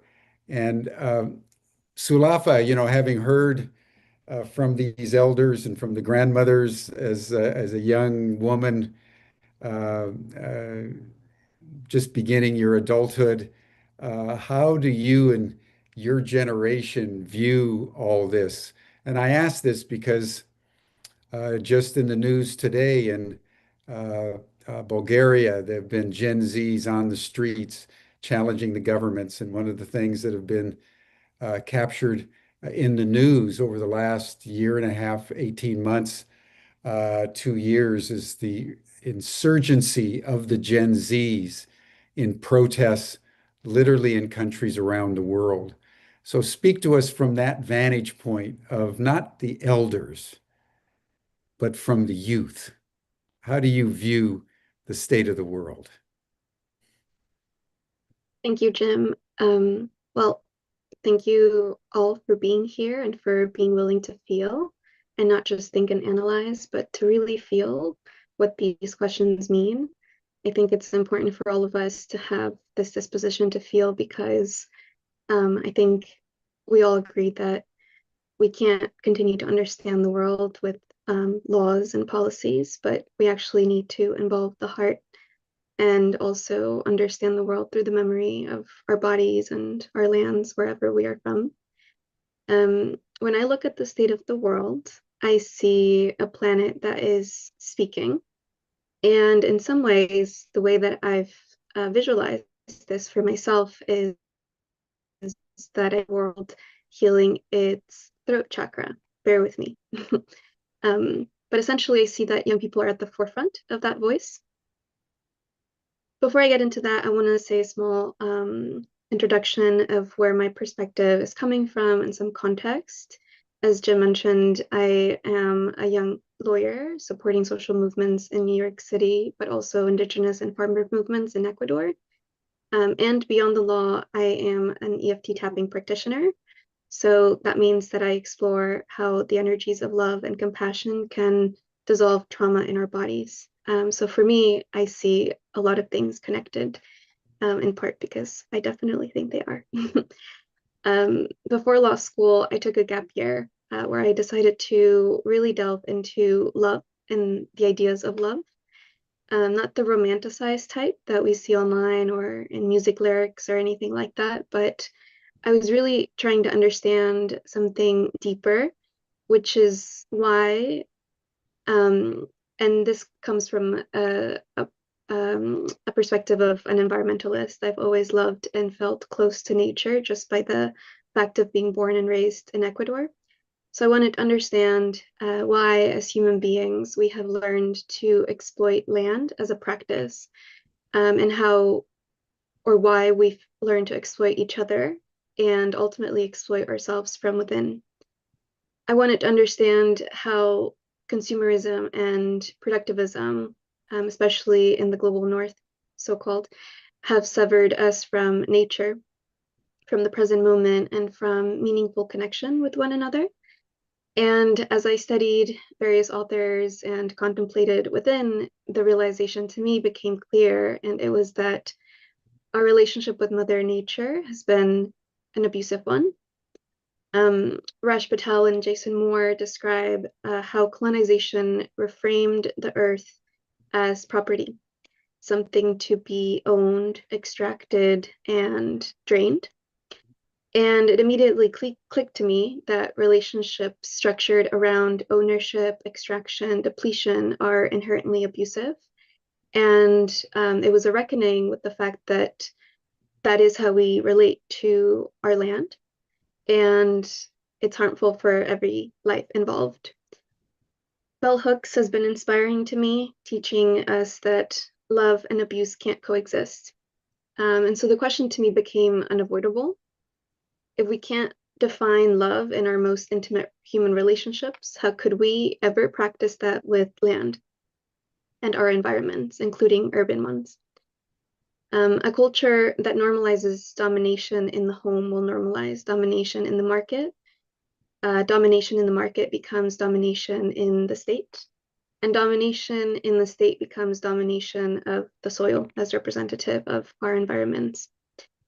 And so basically this tied up a lot of my inquiry, which to me was not abstract, even though it sounds like it. In my early 20s, I struggled in my own relationships. And in part, that was because I grew up witnessing domestic violence in the home. And so I had really gone into this quest because I wanted to understand what loving myself looked like and what loving others looked like. And also, I wanted clarity of what love was not so that I wouldn't replicate it in spaces I entered as I began my university years. And so the deeper I went, this truth was so loud, and it was that at the very least, love is far from domination anywhere. Not in relationships, not in governance, not in economics, not in our relationship with Earth. Domination just can't be a part of the practice of love. And so as a nature lover, I began to question the idea of sustainability next, right? And then pandemic hit, and I thought, well, do we really want to sustain the current state of the Earth? I think that was the first time that I questioned myself, the state of the world. And I think that after COVID, we saw that there are very particular groups of people, segments of society that crises sacrifices first. At the time, I was involved in mutual aid campaigns, supporting neighbors around me. New York was the epicenter of a lot of difficult grieving during that time. And what I saw was that the ones who carried the weight were elders, children, low-income Black and Brown communities, immigrants, tenants. Indigenous nations already living through centuries of pandemics, land theft, displacement, erasure, and that it would be completely crazy for us to sustain these ideas of normalcy. I didn't think that what was the world before pandemic was a world that worked. I think it works for a very few, but it didn't seem like it worked for most. And so what I saw was something in conflict, deeply, deeply out of alignment.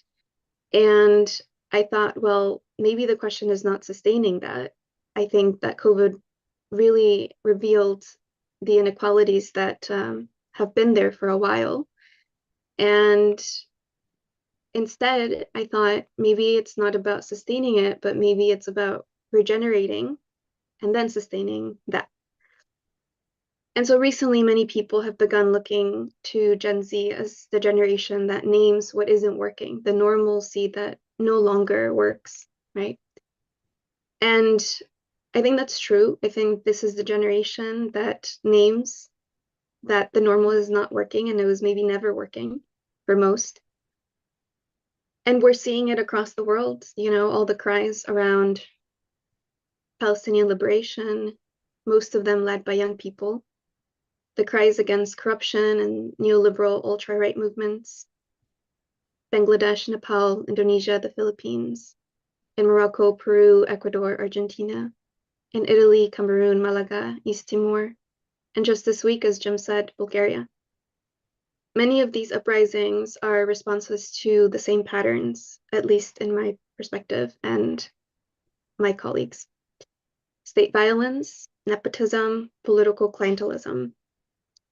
All is happening in different geographies, but ultimately these are the same rotten structures. With that said, I also want to be clear that I don't see this being new or unique to Gen Z. Young people have always led movements for justice, and history confirms this. Just 10 days ago, on December 4th, we commemorated the assassination of Fred Hampton, the chairman of the Illinois chapter of the Black Panthers Party. He was murdered by his government 56 years ago. And something that often gets missed is that he was only 21 years old. Hampton was a leader rooted in solidarity and care. He understood that liberation is built through collective survival rather than individual power. Even at such a young age, he organized across racial and class lines. He built multiracial coalitions, noble things like free breakfast programs, community health clinics, and spaces for political education. He and the peers that he surrounded himself with treated care itself as a revolutionary act, and one that was so threatening that the state had to assassinate. What feels different now, I think, about the Gen Z mass mobilization is not youth resistance. I think us youth have, as far as we get the resources to, have learned right from wrong, and we advocate for it. I think the difference now, though, is the scale and that it's happening simultaneously. I think it says a lot about our generation's refusal to be gaslit. I think about something recent also that happened this month with the Epstein files. The dominant narrative there frames someone as a lone villain, an anomaly. But what keeps surfacing again and again in different analyses that we're exposed to is that this was not an isolated figure. And luckily we have the information at our fingertips to really ground ourselves in that. As Anand Girindara says, this is not about one man, and I think Gen Z sees that clearly. It's about systems that shield elites, systems that silence survivors, launder violence through institutions who we, as young people, are told we should trust. As I see it, this was not a node, or rather this was a node. This was not a lone case. It was a node in a much larger network of corruption, political protection, financial power, and sexual violence. And again, I think the difference here is that Gen Z sees this clearly and is willing to speak up on it. We're not only rejecting individual perpetrators, in a sense, we're rejecting structures that allow abuse to persist without any sort of consequence. So the protests that we see, they respond to similar violence. As I mentioned, state violence and corruption mainly. And even though they're happening across geographies, I see them as not reactionary, but actually very diagnostic. It names corruption not as a scandal, but as something showing a root cause. So this is why I say that the world is in some ways healing its throat chakra. For a long time, greed, the energy of greed, has governed our modern world system, which has been rooted in Eurocentric settler colonial projects that spread across the globe. Greed grew in direct opposition to love, solidarity, and reciprocity, as I see it. It extracted, it violated, it dominated, and abused both people and the land. Francis Bacon articulated this worldview plainly in 19th century when speaking about science and nature in the Americas. He described nature as something to be hunted, penetrated, driven into submission. And this language is by no means accidentally violent. It's part of the project that has taken root since the beginning of our state of the world. And this is the language that is used to justify domination over bodies, especially womb-bearing and feminine identifying bodies. I don't see that this logic ever disappeared. I actually see that, as my colleagues also see, that it institutionalized itself in the systems that, again, we are told we should trust. Greed inherent to the settler colonialism project and the systems of white supremacy that it produced has continued to generate trauma that our bodies carry and that our lands carry. And this is also something that Gen Z makes very clear. When truth is suppressed for a long time, it does not vanish, it only accumulates. And when it finally emerges, it does so loudly. Every time we speak the truth, even when it costs our comfort or belonging, we bring oxygen back to a suffocated world. We become breath and we become vibration. And little by little, I believe that that is how the world right now is clearing its throat chakra. So if the world has been blocked by corruption, by violence, by silence, by fear, then I see these movements not as chaos. They are actually circulation returning.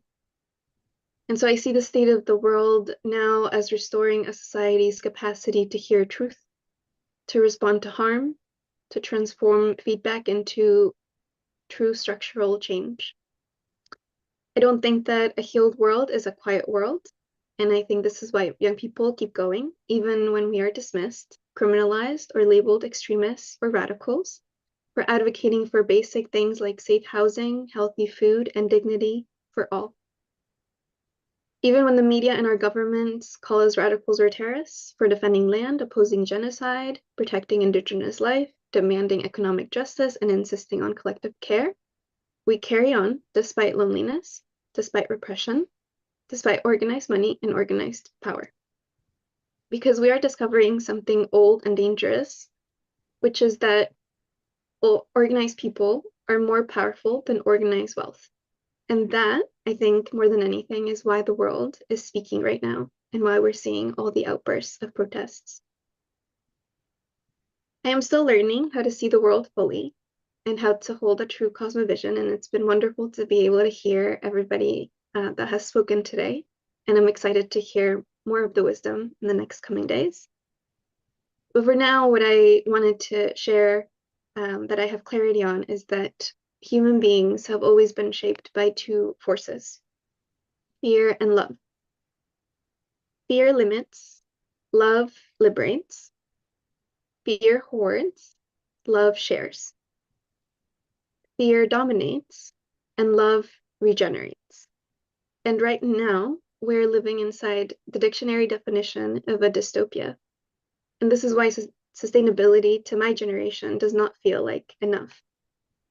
Because we can't sustain a system, rather we're not willing to sustain a system that is structurally violent, extractive, and collapsing under its own contradictions.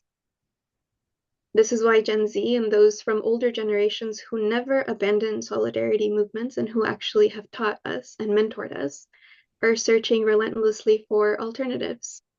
Not reforms, not patches, but really true alternatives. New ways of relating to one another, new ways of relating to land, new ways of relating to money, and what we understand as property, both in the legal and the cultural sense. Because we can't keep building solutions atop an architecture designed around injustice, which is very clear to our generation. An architecture rooted in colonial property regimes, market logics that have not only shaped our economies, but our morals, our cultures, and our sense of what is possible. I think property as we currently understand it is a threshold issue. It stands between us and a genuinely ecocentric paradigm, one that recognizes life as relational, independent, and alive. Land becomes the central site of struggle because this is where everything converges. Indigenous rights, the rights of nature, the colonial logic that underpins Western development, extraction, and notions of progress and abundance. And this brings us back to the paradox that defines our time, that the more we have owned, the more we have dominated, it hasn't necessarily led to more belonging. And that's why a lot of us in our generation feel lonely. Ownership hasn't given us a sense of security. It hasn't given us fulfillment. It's actually made us anxious, isolated, and you've seen that maybe as disconnected from other generations. What we're facing is not only an ecological crisis, I think it is a relational crisis, and we need a new ethic for how we can relate to land and how we can relate to another. I really resonated with the ethics of care shared by Anne. And so this is the conclusion that now shapes everything I do, and I think in some ways it shapes my colleagues, that we don't need sustainability, that we can't sustain what we have in front of us, that the current state of the world needs regeneration of our soils, of our rivers, especially of our leadership, of our belonging, of trust, and in my view, also a regeneration of our capacity to love. I don't think that the future is extractive. I think the future is cooperative. I think it is a future rooted in solidarity, and that's what a lot of my colleagues resonate with. A future that we achieve through alternative decolonial forms of repatriation with land, through care, reciprocity, and collective stewardship. And a lot of us are willing to get involved in projects like that. So I guess what matters now is not how the world began. I think this is an inflection point, and that although we see the world is breaking, we also see that there are many more of us that are willing to reveal what's not working through our voice. I think that the key here is that these protests, these uprisings, these voices rising around the world, they are the symptom, but not the disease. They're not a divergence. They're the diagnostic of what is not working. And I think that healing the throat chakra means that eventually we must listen to these messages beneath the noise, and that will lead us to addressing the root causes. I think also that the questions we need to ask ourselves have to go back to to go back to choice. Will we regenerate or will we repeat? Will we choose love or will we continue to choose dominance? Will we decolonize or will we perpetuate colonial and market logics into our very own collapse? I don't think at this point the world is asking for neutrality. I think, if anything, the Gen Z protests show us that there are many of us that are willing to take a very firm position for what we feel is just. And so solutions rooted in profit, extraction, and domination will not suffice, and we will keep speaking up. It's a time that's asking us for courage, And I think that courage can also be fun. It's a courage to reimagine, to dream beyond the limits of what we've been told is possible. And it's asking for boundless vision. So I just want to leave with the question of what truly matters. And it is, what world will you choose to bring into being starting now? Will you love it enough to regenerate it? Or will you shy away and perpetuate?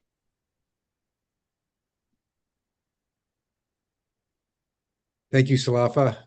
Thank you very much for your fierce love today and your extraordinary clarity in what your generation demands of us. So bravo for all that you're doing in the world. I really thank you for that. Especially as an old guy from the 60s who was on the barricades. I remember Fred Hampton. I worked with the Black Panthers. And I remember hearing the news that he had been shot. So thank you for bringing that in. I'd kind of forgotten. There's so many people that have been sacrificed along the way. So thank you for bringing Fred's courage to our deliberations today. And you and your generation embody the same courage. So thank you. It gives us all hope. And now, ladies and gentlemen, I would like to introduce for his comment on all this, Robert Arnold. Each year during the State of the World Forum, we had a poet laureate. We had David White and one of the members of the Moody Blues and various people that spoke to us. I've got to call the airline. Robert is going to change my flight if I can. Otherwise, I'm going to miss the end. Maybe you could mute whoever that is, Georg. Robert's going to be sharing his poetry several more times during our deliberations because the poet oftentimes carries more power than those of us who use prose. So Robert, please provide a final comment.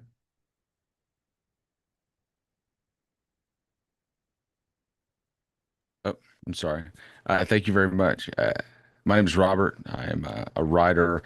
I'm going to start out with a little bit of prose, and then I've got I'll share some poetry for today.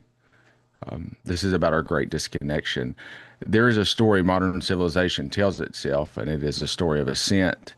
We rose from the soil and learned to stand upright, learned to reason, learned to dominate our environment, and in doing so became fully human. The past is cast as primitive and the future is framed as escape. Nature is something we've survived, not something we belong to. This story comforts us and it justifies our excess.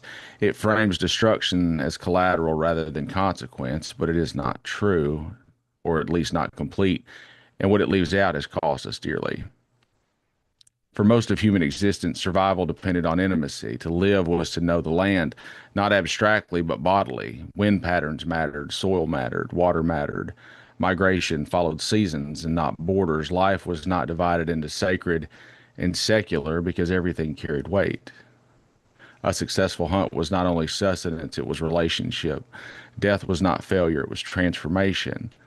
Among the Sands people of southern Africa, the earth was not passive ground beneath your feet, but a living field of memory, and footprints were read as stories. Movement itself was a language shared between human and land.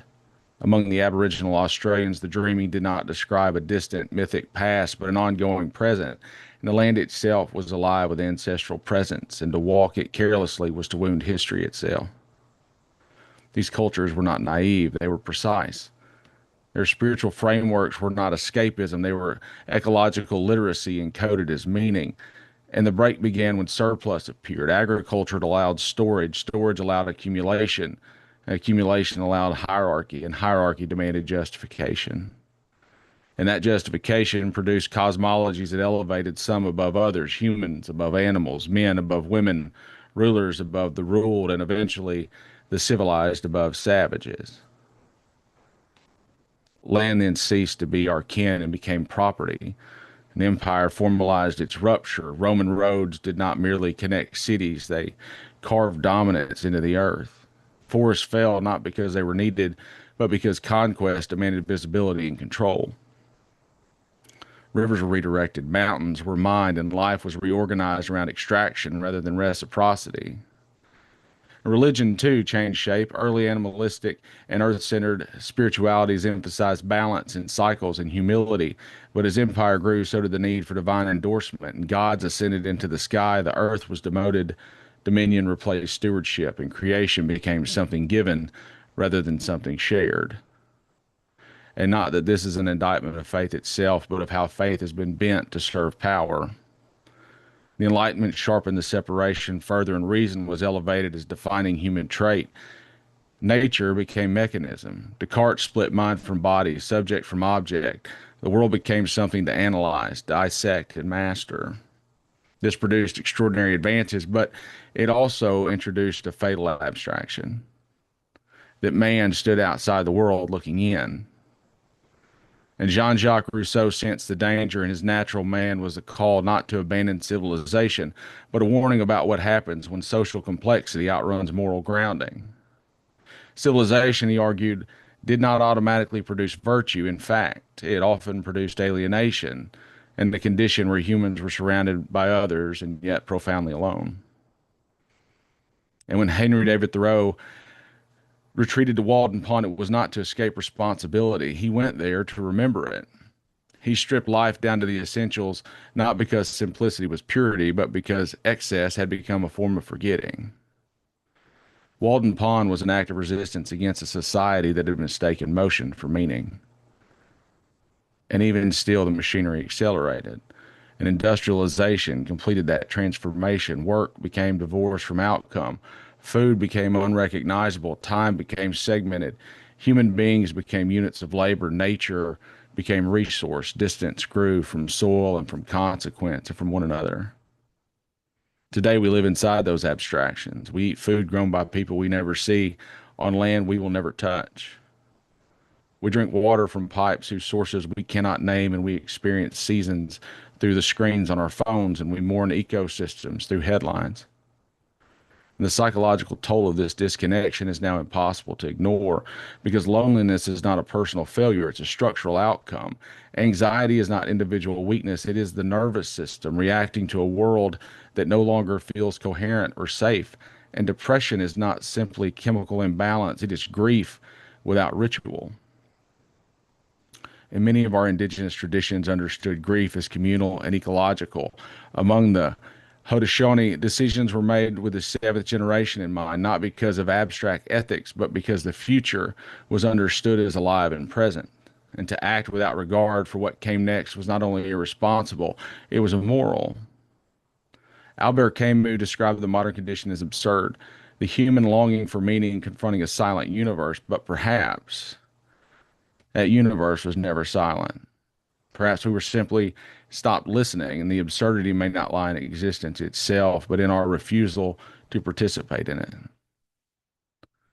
Ecological grief is not separate from personal despair. They are the same wound viewed from different angles.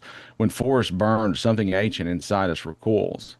When species vanish, a word disappears from the human story, and when the land is reduced to numbers, people are reduced to functions. We cannot solve this crisis with better branding or cleaner technology alone. We must confront the deeper truth. The environmental collapse we face mirrors the internal collapse of meaning, belonging, and humility. We do not lose the connection to nature. We lose connection to ourselves, and until we face that honestly, every solution remains incomplete. We cannot heal the planet until we admit this, that the wound is within us. And then I've written this in a little more poetry. And this is called Our Disconnection.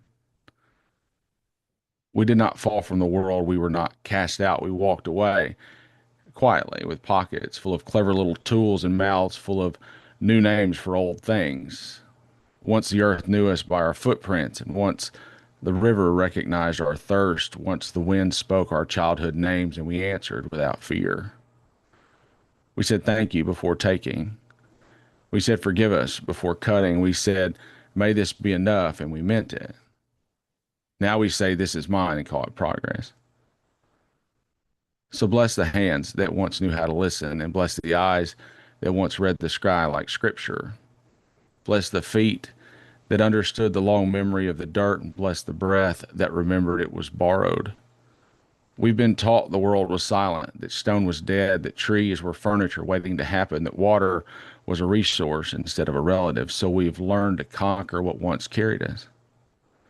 And we've built walls where once there were songs. We've built engines where there had been patience. We built clocks and forgot that the seasons were already keeping time for us. And something in us broke, not loudly, but the way bones break under snow, the way animals go quiet before a storm. Bless the elders that warned us. Bless the stories we were too busy to hear. Bless the languages we were allowed to starve. Bless the children who still feel the ache, but do not yet know its name. Because this loneliness we wear is like a second skin. It's not new. It is ancient. It is the grief of forgetting who we belong to. We've tried to replace belonging with ownership and tried to trade reverence for efficiency, tried to solve the mystery of living instead of bowing to it. We called the earth it and have wondered why we felt so alone, but the old prayers are still breathing in the dirt under our fingernails, and in the way fire still asks for care, and the way water still forgives until it can't. May we remember that we are not above the world, but within it. May we remember that breath is a treaty. May we remember that every meal is a ceremony. May we remember that the land does not need us to save it, but it does need us to stop pretending we are not part of its body. Bless this forgetting, and not because it's good, but because it can end. Bless this moment of recognition, and bless the ache that wakes us. Bless the long road back to listening. And maybe we learn again to walk gently enough that the earth recognizes us when we return. Thank you.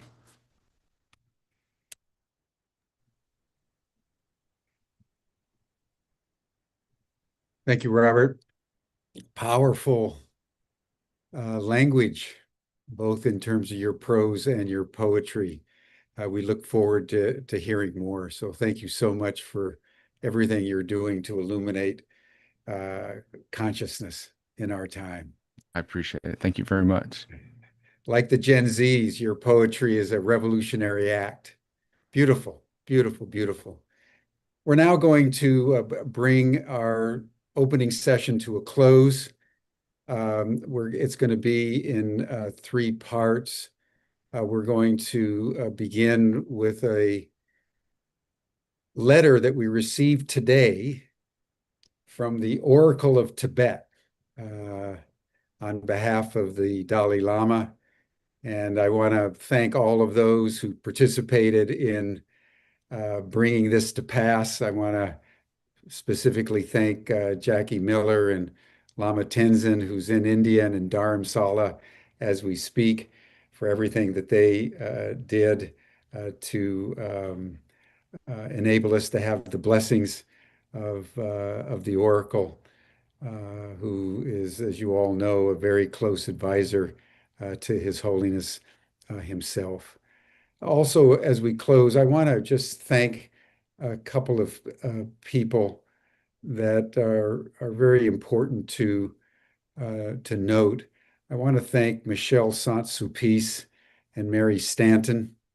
I also want to thank Harriet Crosby. Their generosity made it possible for this forum to take place and for us over the last year to build the team, the infrastructure, the social media, the website. So Michelle and Mary and Harriet, thanks so much for your support. I also want to thank our team. We have an extraordinary team of individuals who have come together with such harmony and such purpose, and almost devoid of any hostilities or conflicts. It's been pure pleasure, everyone, working with our team to bring the State of the World Forum to pass. So we're going to now turn to the Oracle of Tibet, and then when the letter from the Oracle is done, Fred Johnson, who's a Sufi master and mystic, as part of the International Order of Sufis, will just bring vocalization to our proceedings today. And then when Fred completes his singing, we'll hear from Auntie Puna from Hawaii, who will give us our final blessing.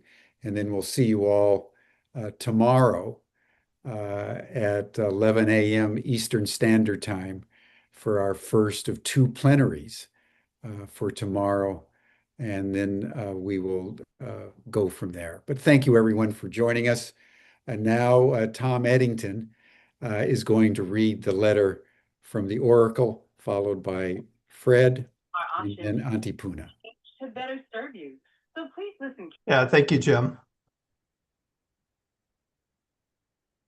So as Jim indicated, we were blessed to receive this letter this morning from the Oracle. He writes, "Dear esteemed friends and participants from more than various parts of the world gathered for the State of the World Forum.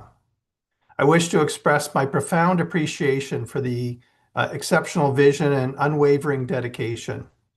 At this critical juncture in human history, the message conveyed by the formless protectors is both clear and urgent. All sentient beings, human and animal alike, the living earth itself, and the emerging intelligences are now arising among us, call out for our care, responsibility, and protection. Compassion can no longer remain a noble aspiration alone. It must be recognized as the essential force capable of healing the harm we've caused and of safeguarding the future we are collectively shaping. In this context, I'm reminded of the timeless guidance of His Holiness the Dalai Lama, who has consistently emphasized the oneness of humanity as the true foundation of world peace. His Holiness has said, we must recognize that all human beings are the same. We all want happiness and do not want suffering. Differences of nationality, faith, or culture are secondary. The oneness of humanity is the foundation of genuine peace. His Holiness has also repeatedly called for harmony among religious traditions, especially in times of global uncertainty, reminding us all major religious traditions carry the same message: love, compassion, forgiveness, tolerance, and self-discipline. The purpose of religion is not to create division, but to help develop these good human qualities. When religions respect one another, the world becomes more peaceful. May these noble teachings inspire the Forum to rise above division and fear and to work together in mutual respect and understanding, recognizing that our shared humanity is far greater than any difference or belief or tradition. May this forum serve as a space for deep listening, principled action, and boundless kindness. Regardless of our individual paths or places, may we remember that when love is chosen over indifference and wisdom over fear, the protectors rejoice and the world moves closer toward harmony and light. I hold each of you in my prayers and heartfelt aspirations. Let us proceed together as one human family, committed to caring for all who breathe, all who feel, and all who hold hope for the future, with profound respect, love, and compassion for all beings.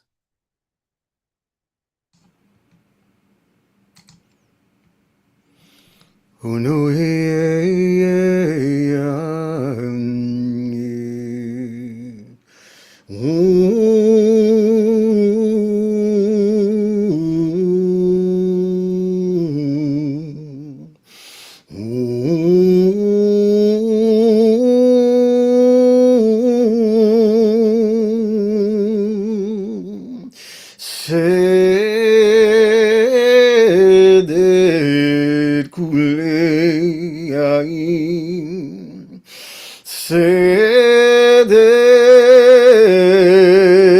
kuleain. I breathe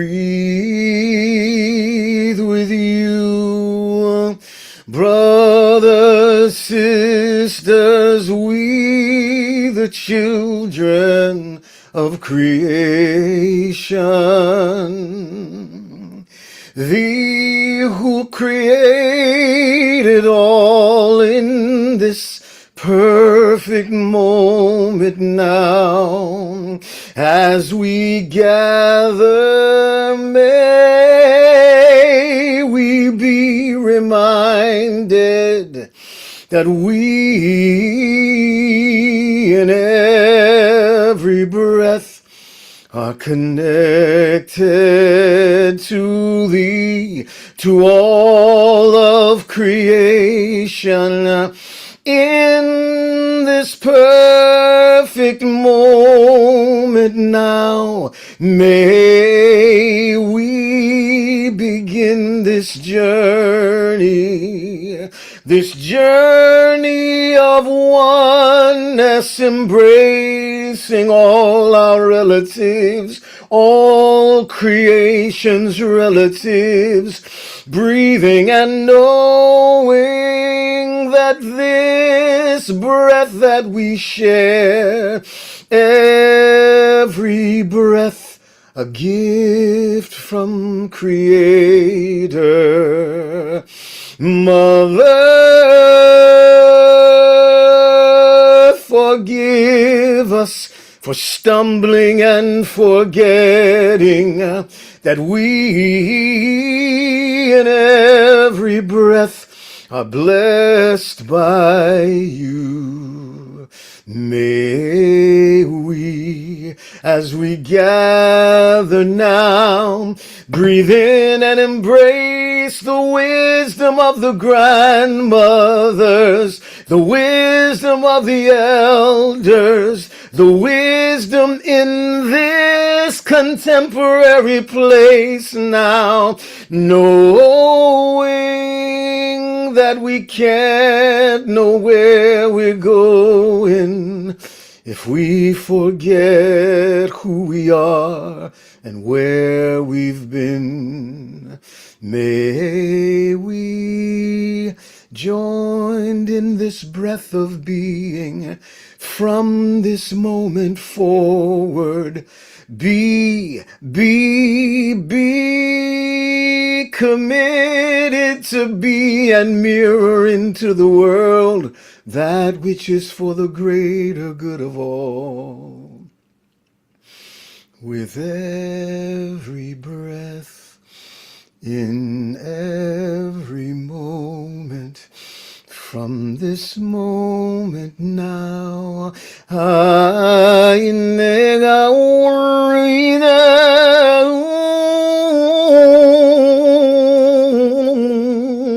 may the pure vibration of every breath we take be committed to look into each other's eyes, to know and feel and love that we together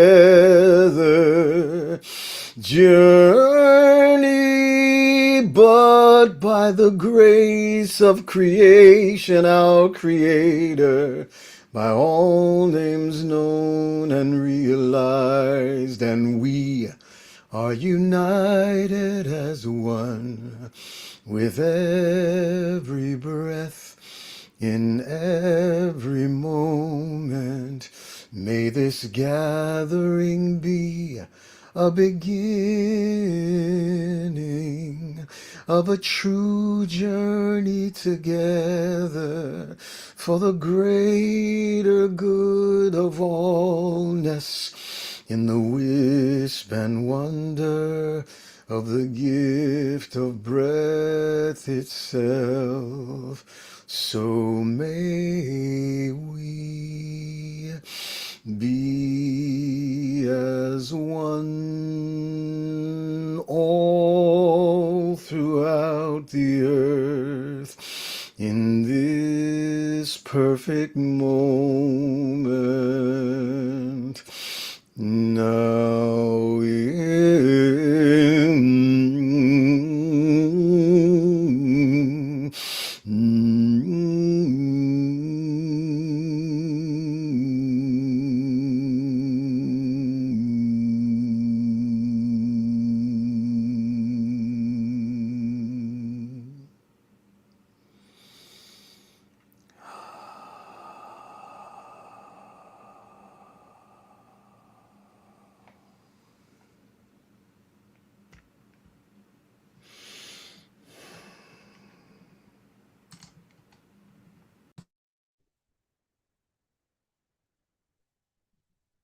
Aloha, everyone.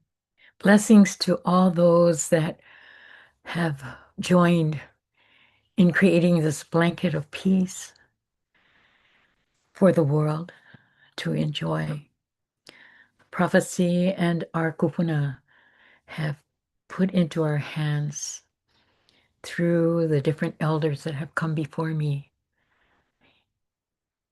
a direction in the spirit of aloha. Aloha that is for you and I, akahai to be kind, lokahi to be a family, olu olu to be able to hear and understand diversity, ha'a ha'a to be humble, to understand that we do not have all the answers, that the answers are like that puzzle that was spoken about earlier, that we all have a piece.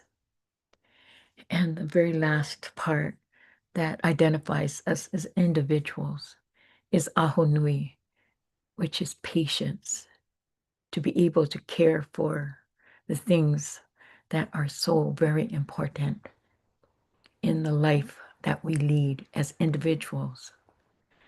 Our kupuna and Tipilahi Paki brought another aloha in her translation. And it says, Alamai kalahui, let us be one world. Alamai kalahui, laula I kaulana. Let us look at all that has happened. What is the legacy that we leave for all those that come after us? When we say that alamai kalahui, laula I kaulana, o mai kalehulehu, o mai kalehulehu, understand who we are, know why, and more important, where we're going.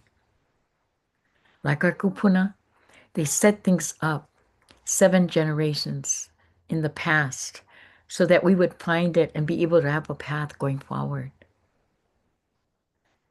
O mai kalehulehu, look at the history that was given to us.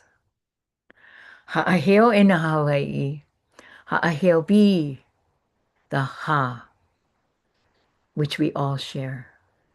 The why, the birth waters that we come from our mothers, and the iona lani, that universal good.